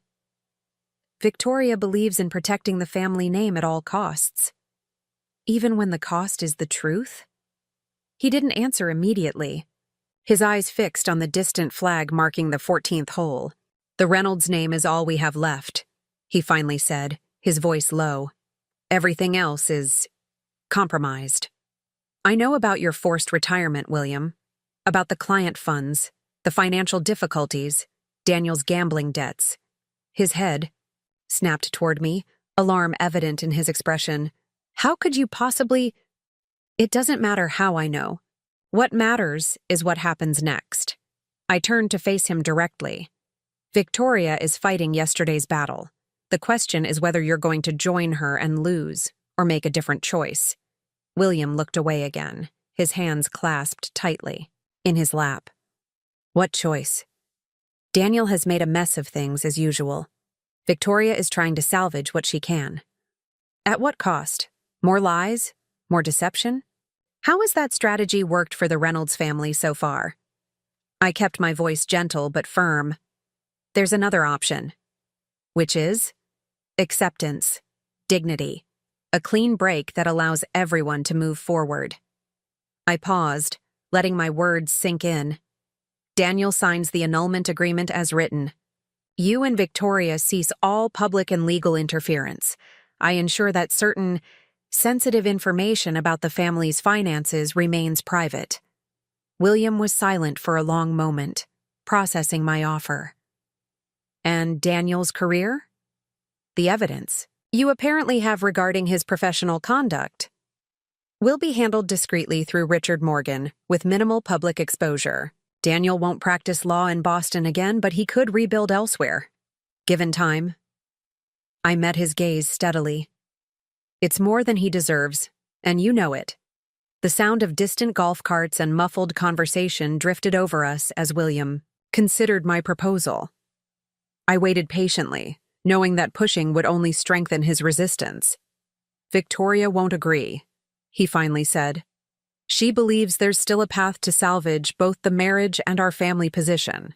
Is that what you believe? He laughed hollowly.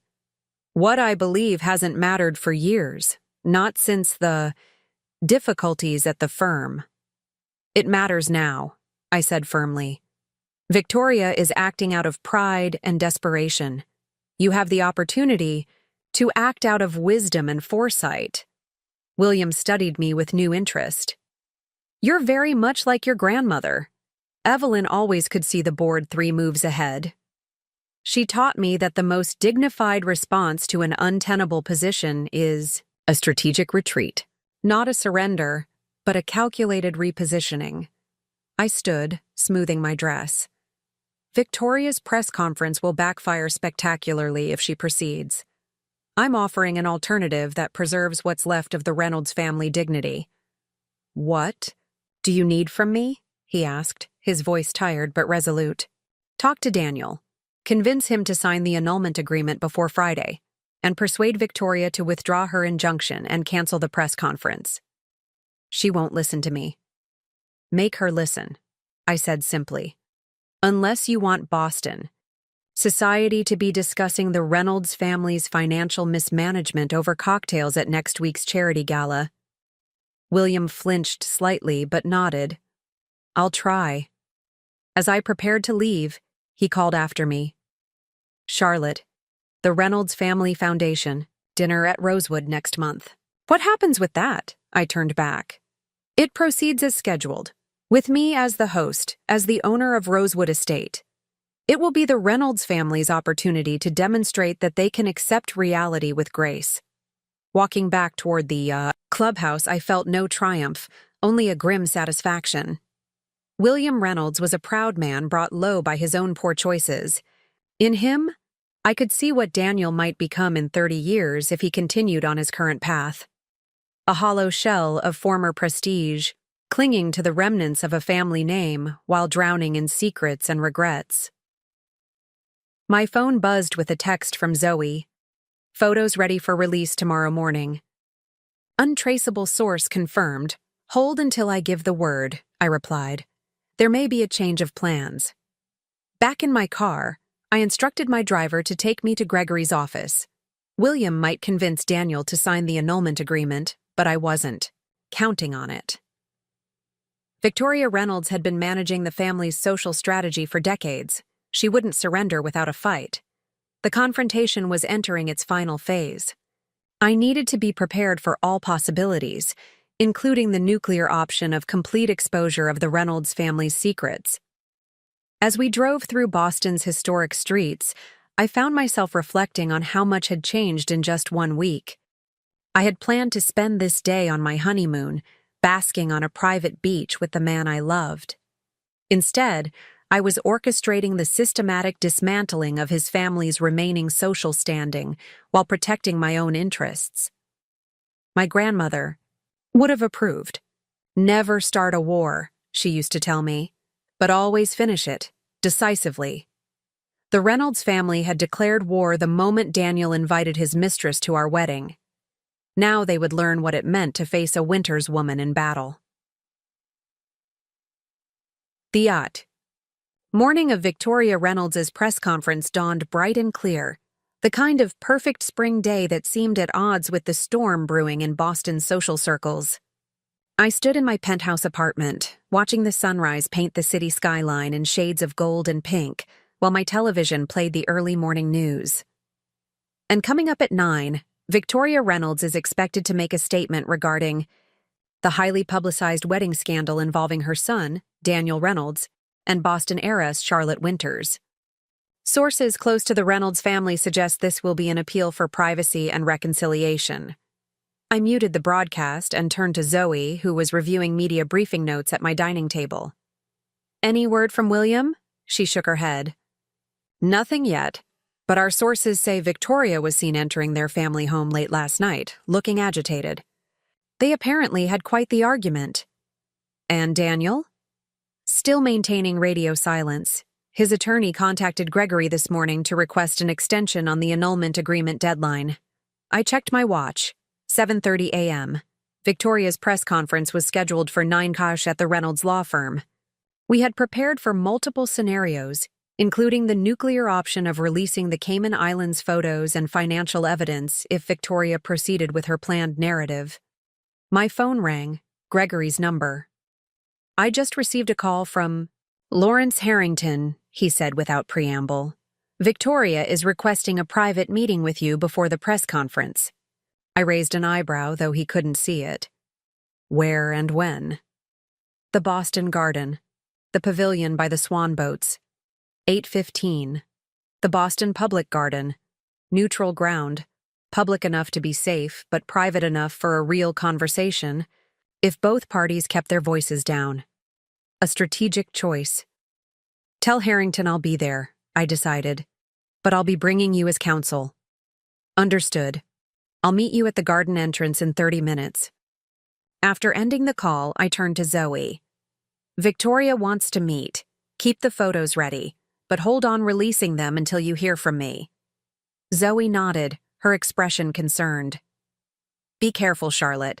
Victoria Reynolds didn't maintain her social position for decades by playing fair." "Neither did my grandmother," I replied with a small smile. "And I'm her heir in more ways than one." 40 minutes later, Gregory and I walked through the morning quiet paths of the Boston Public Garden. Early joggers and a few tourists were the only others present, giving the space a peaceful atmosphere that belied the tension of our impending meeting. Victoria Reynolds was already waiting at the pavilion, alone, except for a distinguished older man I recognized as Lawrence Harrington. She cut an impressive figure in a tailored navy suit, her silver hair swept into an elegant chignon, her posture rigid with pride and determination. At 63, she still commanded attention in any room or garden she occupied. "Charlotte," she greeted me with a tight smile that didn't reach her eyes. "Thank you for coming." "Victoria," I replied evenly. "I believe you know Gregory Walsh." She nodded curtly toward Gregory before gesturing to her companion. "And this is Lawrence Harrington, our family attorney." Pleasantries exchanged, we all took seats on the pavilion benches, the morning sun casting dappled shadows through the surrounding trees. "I'll be direct," Victoria began, her voice low but intense. "This situation has escalated beyond what benefits anyone involved. The press coverage is damaging to both our families, and the legal maneuvers are becoming counterproductive." I studied her carefully, noting the slight shadows beneath her expertly applied makeup. She hadn't been sleeping well. "I appreciate your candor, Victoria. However, I'm not the one who filed an injunction or scheduled a press conference." Sometimes the threat of action is necessary to create the conditions for negotiation, she replied smoothly, which is why we're here now. Gregory shifted beside me, a subtle reminder of his presence and support. May I ask what exactly you're proposing, Mrs. Reynolds? Victoria's eyes never left mine. A compromise. Daniel signs the annulment agreement with modified terms on confidentiality. Charlotte agrees to a joint statement describing the marriage's end as a mutual decision based on irreconcilable differences. No mention of specific events at the wedding. And your injunction? I asked. Withdrawn immediately, of course. I considered her offer, reading between the lines. Victoria was retreating, but trying to salvage what she could of the family's reputation. The question was whether this was a genuine olive branch or merely a tactical pause. And what prompted this change of heart, Victoria? Just yesterday, you were prepared to tell the world that outside influences were destroying a promising young marriage. Something flickered in her eyes. Frustration, perhaps, or resignation. William and I had a frank discussion last night. He shared his perspective on the situation. So William had indeed spoken to her after our golf course conversation. Interesting. See? I smoothed my skirt, a gesture that gave me a moment to collect my thoughts. Your proposal has merit, but it's missing a key element. Which is, Harrington asked, speaking for the first time, accountability. I met Victoria's gaze directly. Your son betrayed me in a calculated public manner. Your first instinct was to defend him and attack me, rather than acknowledging the reality of what occurred. Victoria's jaw tightened almost imperceptibly. The press conference will be canceled. Isn't that acknowledgement enough? No, I said simply. The joint statement needs to include an apology from Daniel for his behavior. Not specific details, but a clear acceptance of responsibility. That's asking a lot, Harrington interjected. An explicit apology could have professional implications for Daniel's career. His career is already compromised, as I believe you're both aware. I kept my voice neutral despite the implied threat. The apology is non-negotiable. Victoria studied me for a long moment, reassessing. I could almost see her calculating the costs and benefits, weighing her dwindling options. Very well, she finally said. A brief acknowledgement of responsibility from Daniel, no explicit details. The annulment proceeds without contest. The joint statement emphasizes privacy and mutual respect going forward. And one more thing, I added. The Reynolds Family Foundation dinner at Rosewood next month. It proceeds as scheduled, with me as host in my capacity as owner of the estate. This was clearly a sticking point for Victoria. The annual dinner was her crowning social event, her opportunity to reinforce the family's position among Boston's elite. Having me host would be a public confirmation of the power shift between our families. That's unnecessary, she said, a hint of her earlier steel returning to her voice. The foundation could easily move the event to another venue. It could, I agreed.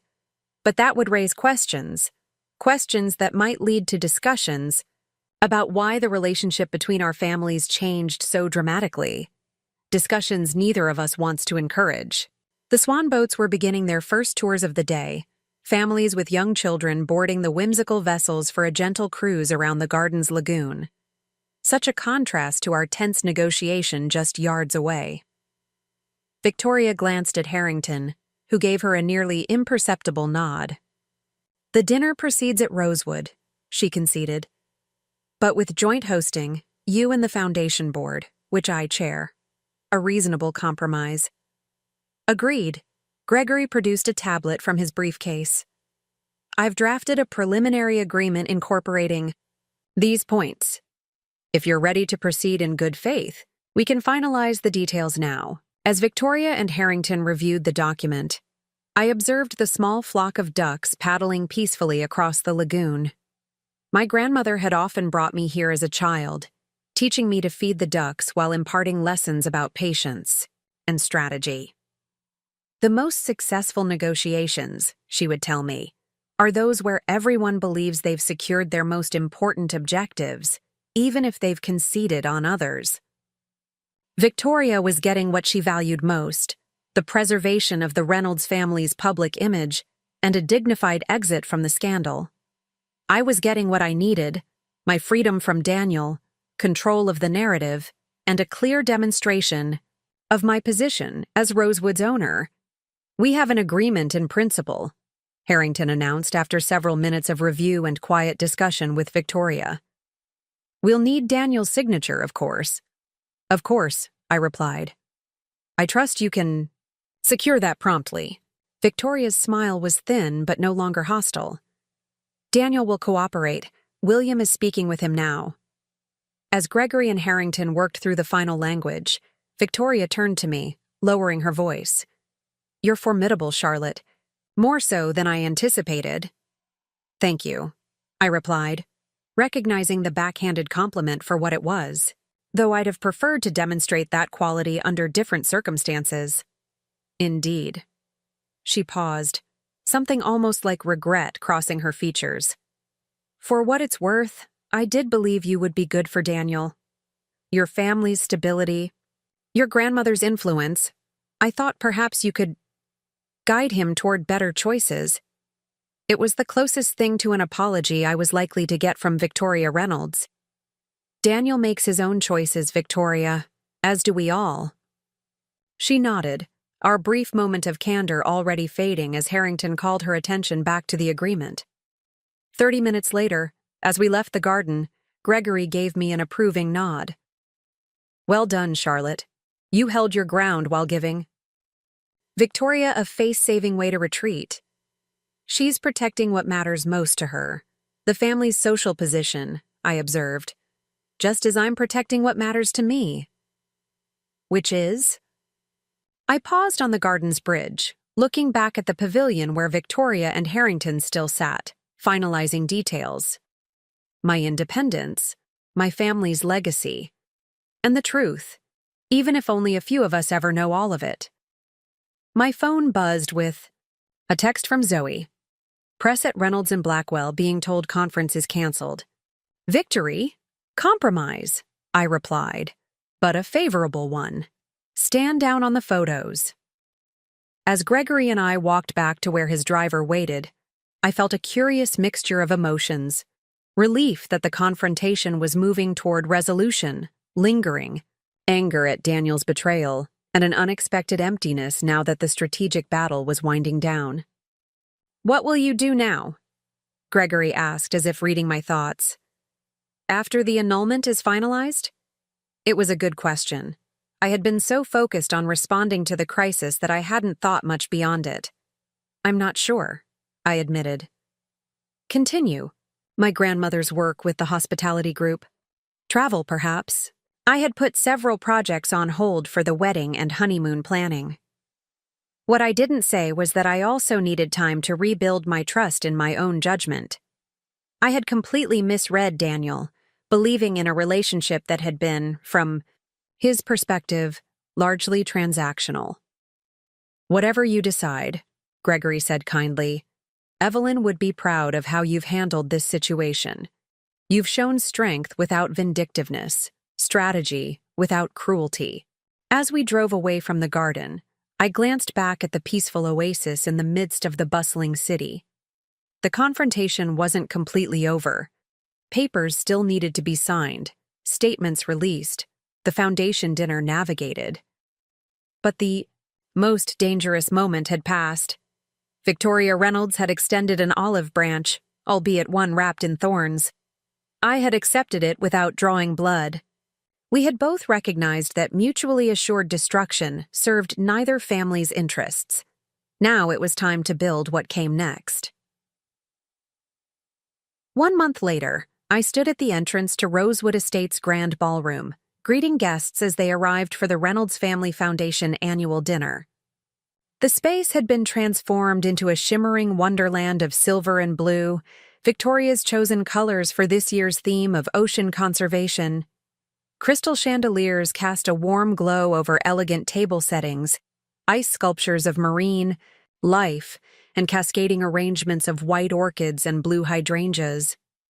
Everything was perfect, exactly as Victoria had specified in her meticulous planning documents.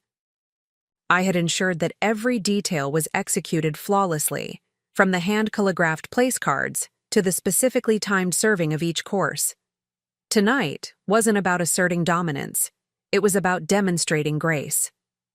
"Charlotte, darling, everything looks magnificent," Victoria herself approached, resplendent in a silver gown that perfectly complemented the decor. "You've outdone yourself." "Thank you, Victoria," I replied with a genuine smile. "Your vision for the event was inspiring." Past month has brought an unexpected evolution in our relationship. After our garden confrontation and the subsequent agreement, Victoria had approached our co-hosting duties with professional courtesy that gradually warmed into something resembling mutual respect. We would never be friends. Too much had happened. But we had found a workable equilibrium. "The governor just arrived," she murmured, nodding toward the entrance where security personnel were conducting discreet checks. "Would you join me in welcoming him?" Together, we greeted Governor Mitchell and his wife, seamlessly sharing hosting duties as if we'd been doing it for years. To anyone watching, we were the picture of Boston high society at its most cordial. The established matriarch and the younger heiress, united in philanthropic purpose.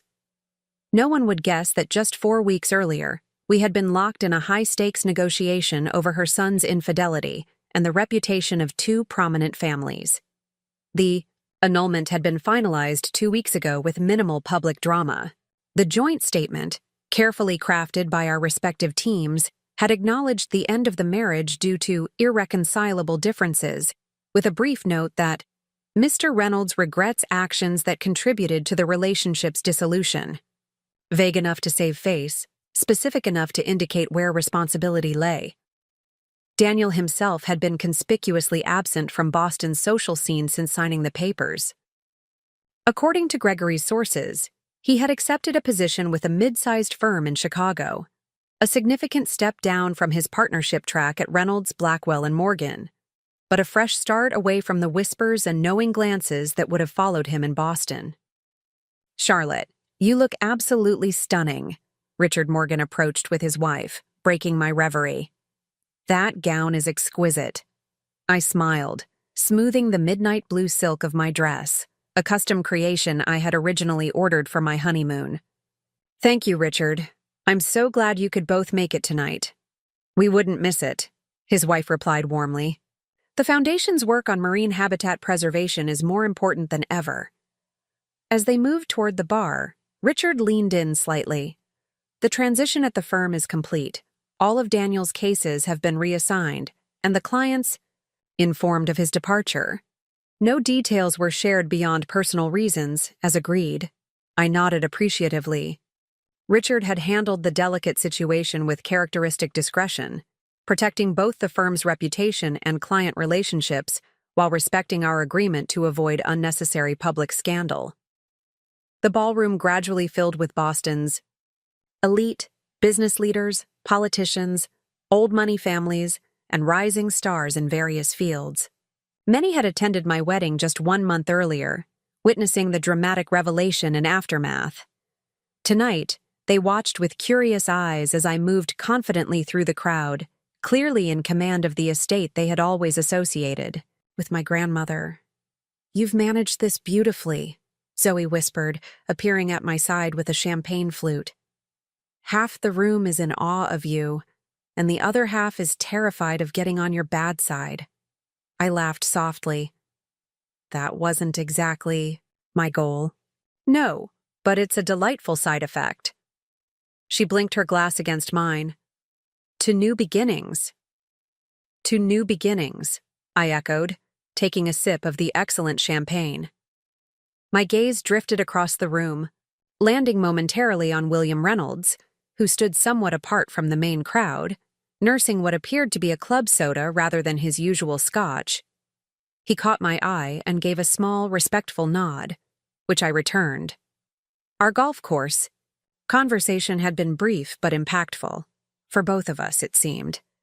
Victoria approached the microphone as dinner was about to be served, tapping it gently to gain everyone's attention. Distinguished guests, friends, and supporters of the Reynolds Family Foundation, welcome to our annual dinner. Her voice carried effortlessly across the ballroom, testament to decades of public speaking experience. Tonight is particularly special as we gather at the historic Rosewood Estate, graciously hosted by Charlotte Winters. She gestured toward me, and I felt hundreds of eyes turn in my direction.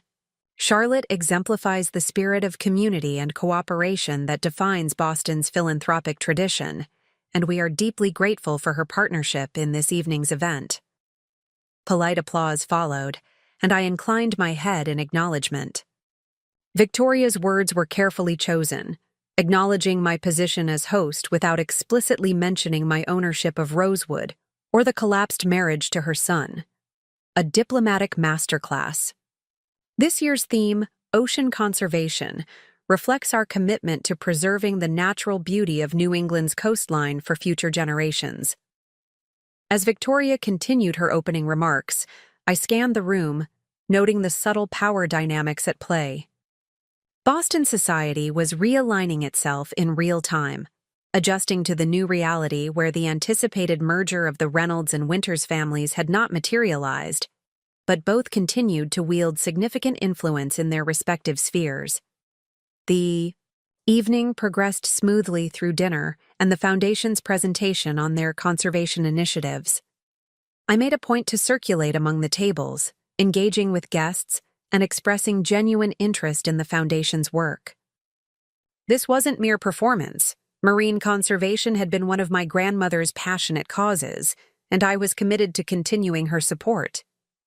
After the formal program concluded and guests moved to the garden terrace for coffee and dessert, I found myself momentarily alone near one of the ice sculptures, an intricately carved dolphin that was slowly melting, its crystalline form gradually losing definition as the evening wore on. "It's beautiful, isn't it?" a familiar voice said behind me, even in its impermanence.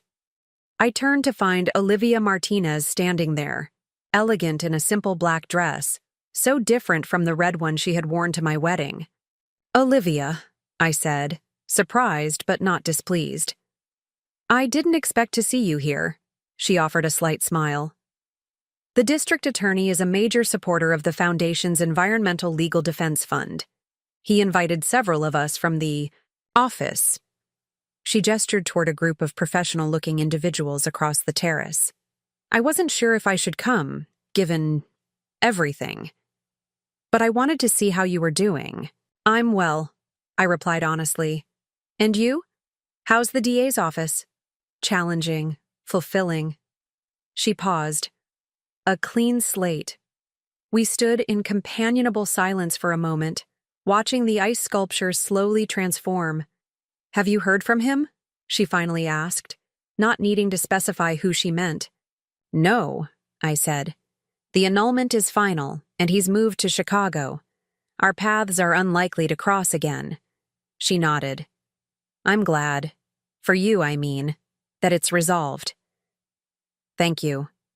I studied her, noting the absence of the guilt and turmoil that had been so evident during our hotel meeting. "You seem lighter." "I am." She tucked a strand of hair behind her ear. "Turns out, telling the truth, even when it's difficult, even when it makes you look bad, is surprisingly liberating." Before I could respond, Gregory appeared at my elbow. "Charlotte, I'm sorry to interrupt, but Senator Collins was hoping to speak with you about the Winters Foundation's potential collaboration on his coastal protection bill." "Of course," I said, turning back to Olivia. "Duty calls. It was good to see you, Olivia." "You too, Charlotte." She hesitated, then added, "For what it's worth, I think you handled everything with remarkable grace. Your grandmother would be proud." As I made my way across the terrace to where the senator waited, I reflected on Olivia's words. The past month had been a crucible, transforming me in ways I was still discovering. The betrayal that should have destroyed me had instead revealed strengths I hadn't known I possessed. The evening wound down as midnight approached. Guests departed with effusive thanks and compliments, many stopping to express their admiration for both the event and the Foundation's work. Victoria and I stood side by side at the entrance, the perfect co-hosts bidding farewell to Boston's elite. When the last guest had departed, Victoria turned to me, her usual composure softened slightly by exhaustion, and perhaps the 2 glasses of champagne she had permitted herself. "Thank you, Charlotte," she said simply. "This evening was everything the Foundation needed it to be." "I'm glad," I replied. "The cause deserves the support." She hesitated, then added, "William and I will be spending more time at our place in Vermont. Boston has become complicated for us." I understood the unspoken message. The Reynolds family was making a strategic retreat from the social battlefield, regrouping away from the whispers and speculation. "Vermont is beautiful year-round," I offered neutrally. "A good place to focus on what matters." Victoria nodded, a flash of something like gratitude in her eyes. Indeed. As her car pulled away from Rosewood Circular Drive, I remained on the IAT steps, looking up at the estate that had been the setting for both my greatest humiliation and my unexpected rebirth. In just 1 month, I had lost a husband, confronted powerful adversaries, negotiated a complex resolution, and hosted one of Boston's premier social events. Yet standing there in the quiet of the spring night, I felt not exhaustion, but a curious sense of anticipation. My grandmother had often said that life's most difficult moments were simply clearing the way for new possibilities. For the first time since Daniel had betrayed me, I felt genuinely curious about what those possibilities might be. Elena appeared at the door. "Ms. Charlotte, everything has been cleared away. The staff is finished for the night." "Thank you, Elena," I said, finally turning to enter the house. "It was a successful evening." "Yes," she agreed with a knowing smile. "Ms. Evelyn would have been very proud." As I climbed the grand staircase toward my grandmother's, now my, private apartments, I felt her presence more strongly than I had in years. Not as a ghost or a memory, but as an enduring influence, a voice of wisdom that had guided me through the darkest month of my life. "Show them what it means to underestimate the wrong woman," I whispered to myself, echoing my thoughts from that fateful wedding day. And I had. 6 months after the fateful wedding day that changed everything, I stood on the private balcony of the presidential suite at the Winters Grand Hotel in Manhattan, watching the city lights sparkle beneath a clear, autumn sky. The crisp October air carried hints of the approaching winter, but I was warm in my cashmere wrap, a glass of excellent Cabernet in hand. The New York skyline never failed to energize me, its relentless pulse and ambition a perfect match for my current state of mind. I had spent the past week finalizing plans for the newest addition to the Winters Hospitality Group, a boutique hotel in the heart of Soho that would cater to the city's creative elite. The project had consumed my attention for months, a welcome focus as I rebuilt my life in the aftermath of Daniel's betrayal. A gentle knock at the door pulled me from my thoughts. "Come in," I called, not turning from the view. "The board members have arrived for dinner," Elena informed me. My loyal housekeeper had insisted on accompanying me to New York for this important meeting, claiming that no hotel staff, however well-trained, could anticipate my needs as she could. "Thank you, Elena. I'll be down momentarily." After she departed, I lingered for one more moment on the balcony, savoring the quiet before an evening of business discussions and strategic planning. The Winters Hospitality Group board meeting was the official reason for my New York trip, but it wasn't the only one. Tomorrow, I would be meeting with Douglas Chen, the brilliant architect whose vision for the Soho property had captivated me from our first conversation. My phone buzzed with a text from Zoe, landed safely in Paris. The Winters Riviera is even more stunning than the pictures. "You're a genius for acquiring this property." I smiled, typing back, "Enjoy your vacation. You've earned it after the PR masterclass you've orchestrated these past 6 months. Zoe had indeed worked miracles, transforming what could have been a devastating social scandal into a story of resilience and reinvention. The narrative around me had shifted from jilted bride to formidable businesswoman continuing her family's legacy, exactly as we had planned.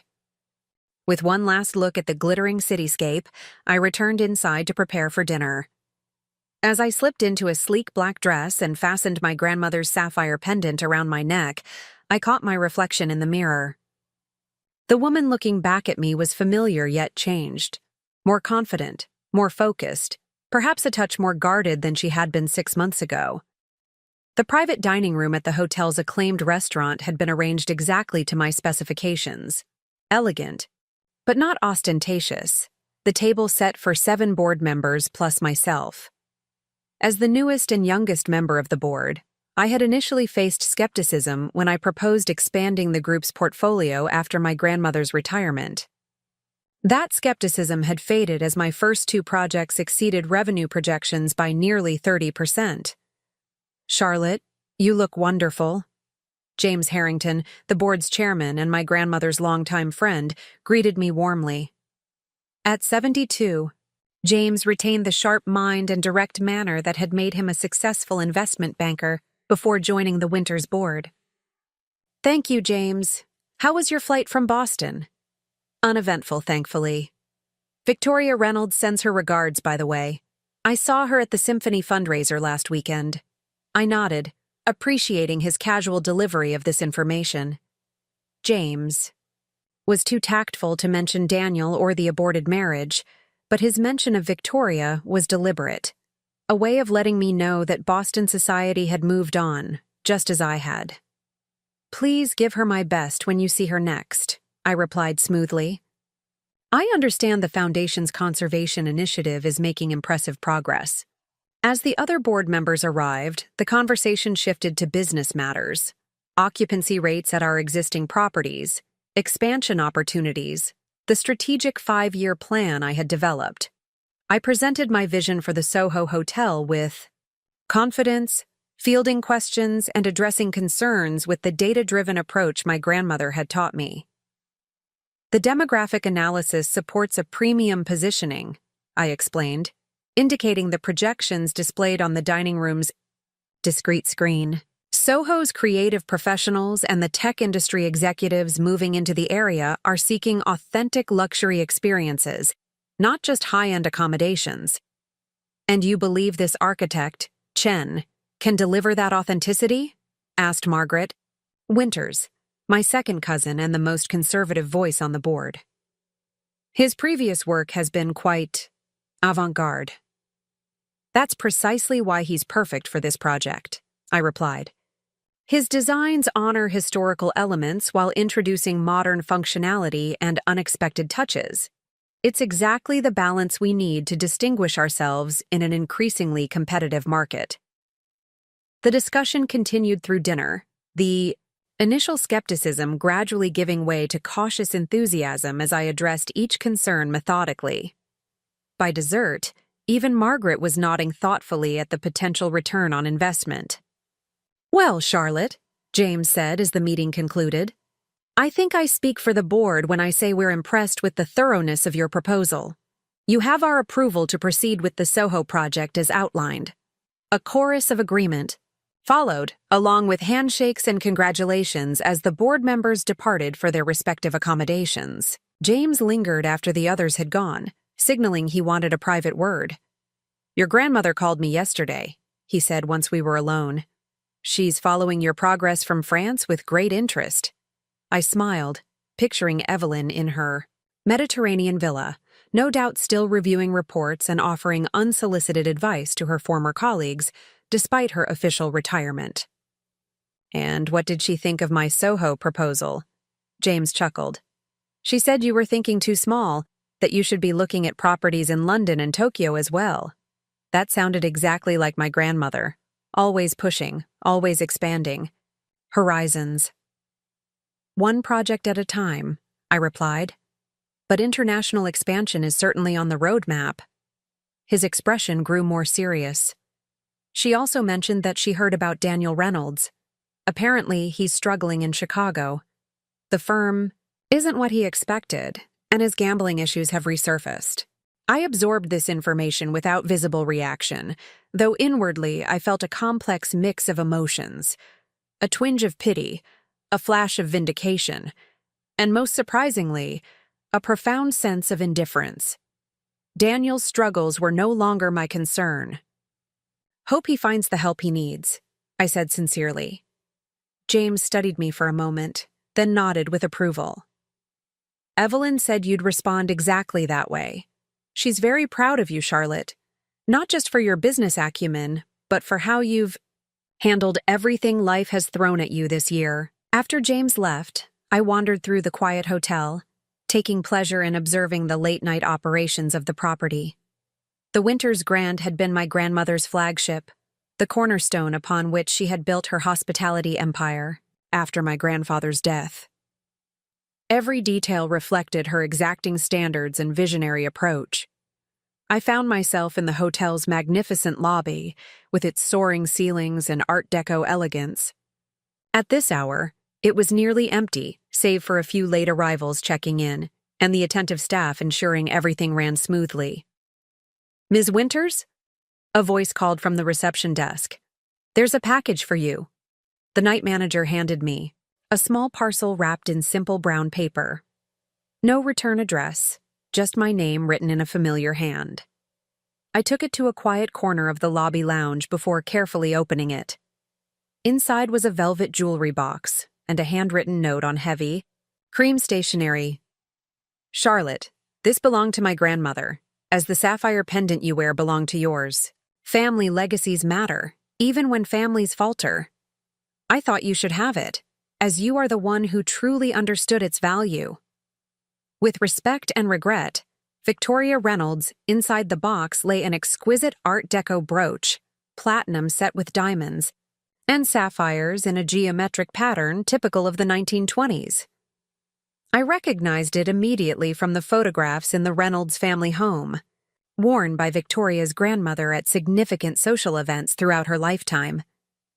It was a peace offering, but also something more profound, an acknowledgement that I, not Daniel, had been the worthy recipient of the Reynolds family heritage. A symbolic passing of respect from one formidable woman to another.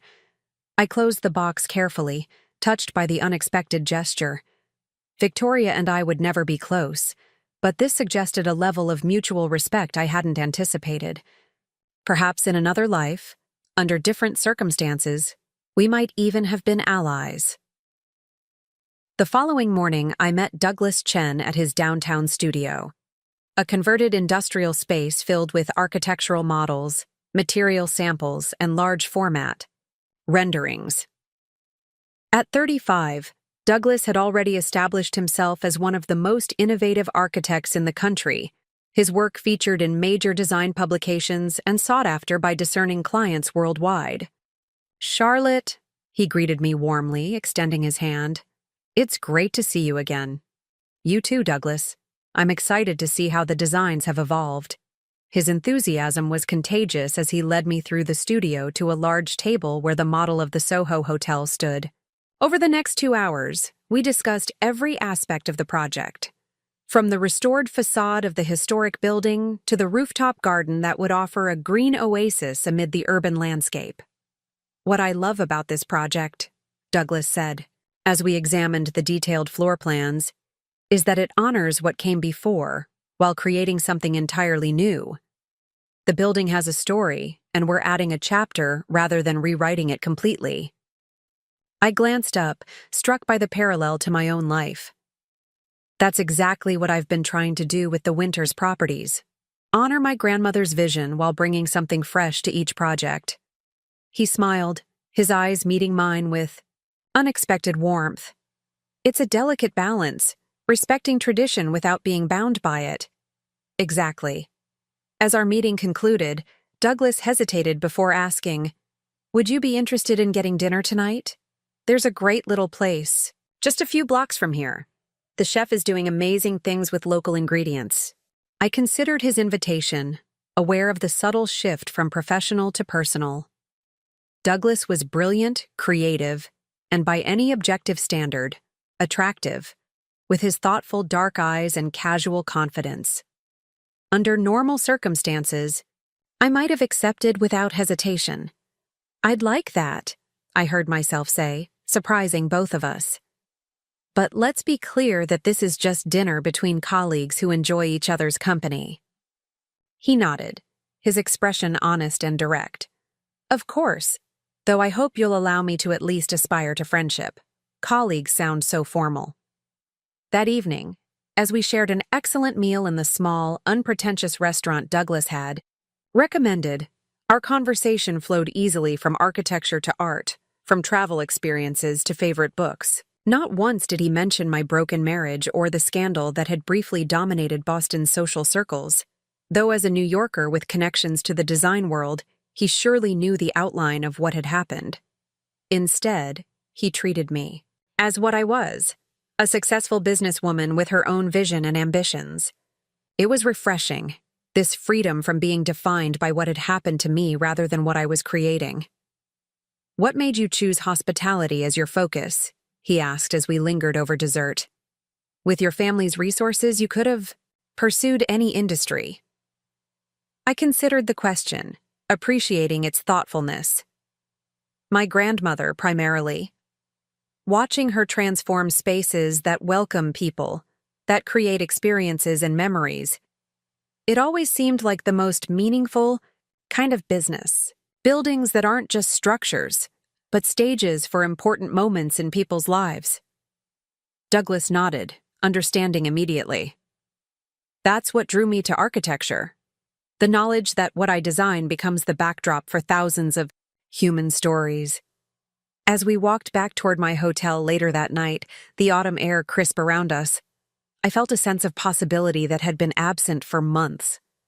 Not specifically about Douglas, though his company had been genuinely enjoyable, but about the future stretching before me, unmapped but full of potential. My phone buzzed with an email notification, preliminary renderings from Douglas's team for the hotel's signature restaurant. Even now, the project was moving forward, taking shape not just in models and drawings, but in real decisions that would soon transform a neglected building into a vibrant destination. "Thank you for dinner," I said as we reached the hotel entrance. "And for a conversation that didn't once touch on Boston society gossip." He smiled. "I figured you've had enough of that to last a lifetime. Besides, I'm much more interested in what you're building now than what collapsed in the past." We parted with a handshake and tentative plans to visit the Soho property together the following week.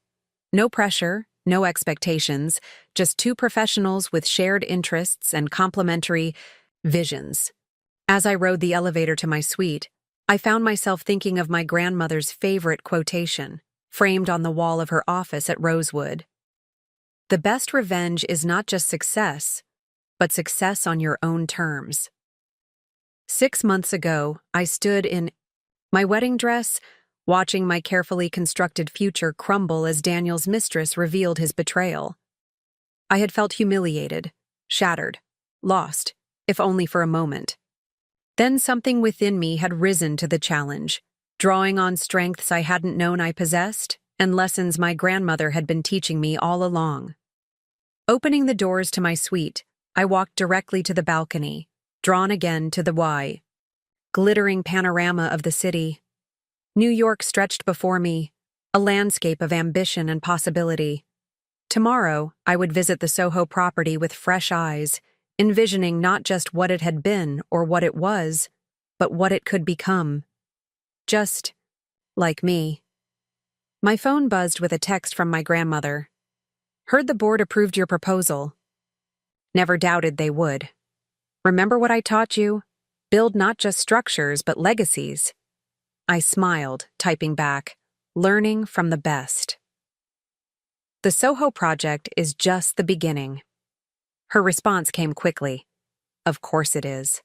A winter's woman. Never think small." Standing there under the vast night sky, I felt a profound sense of gratitude. not despite the challenges of the past 6 months, but because of them. Daniel's betrayal had freed me from a marriage that would have slowly diminished me. His mistress's dramatic appearance at our wedding had revealed the truth before I became too entangled in his deceptions. Even Victoria's initially hostile response had ultimately led to a resolution that preserved dignity on all sides. Every crisis truly was an opportunity in disguise. My wedding day disaster had not been an ending but a beginning, the first step on a path that was entirely my own. I raised my glass to the city lights, to my grandmother watching from afar, to the woman I was becoming. To new beginnings, I whispered, and to the underestimated women who create them. Looking for more? We've got 2 amazing stories ready for you right on screen. If this one touched you, these are absolutely worth your time. Click to watch them now. And hey, subscribe and hit that bell to never miss our latest uploads.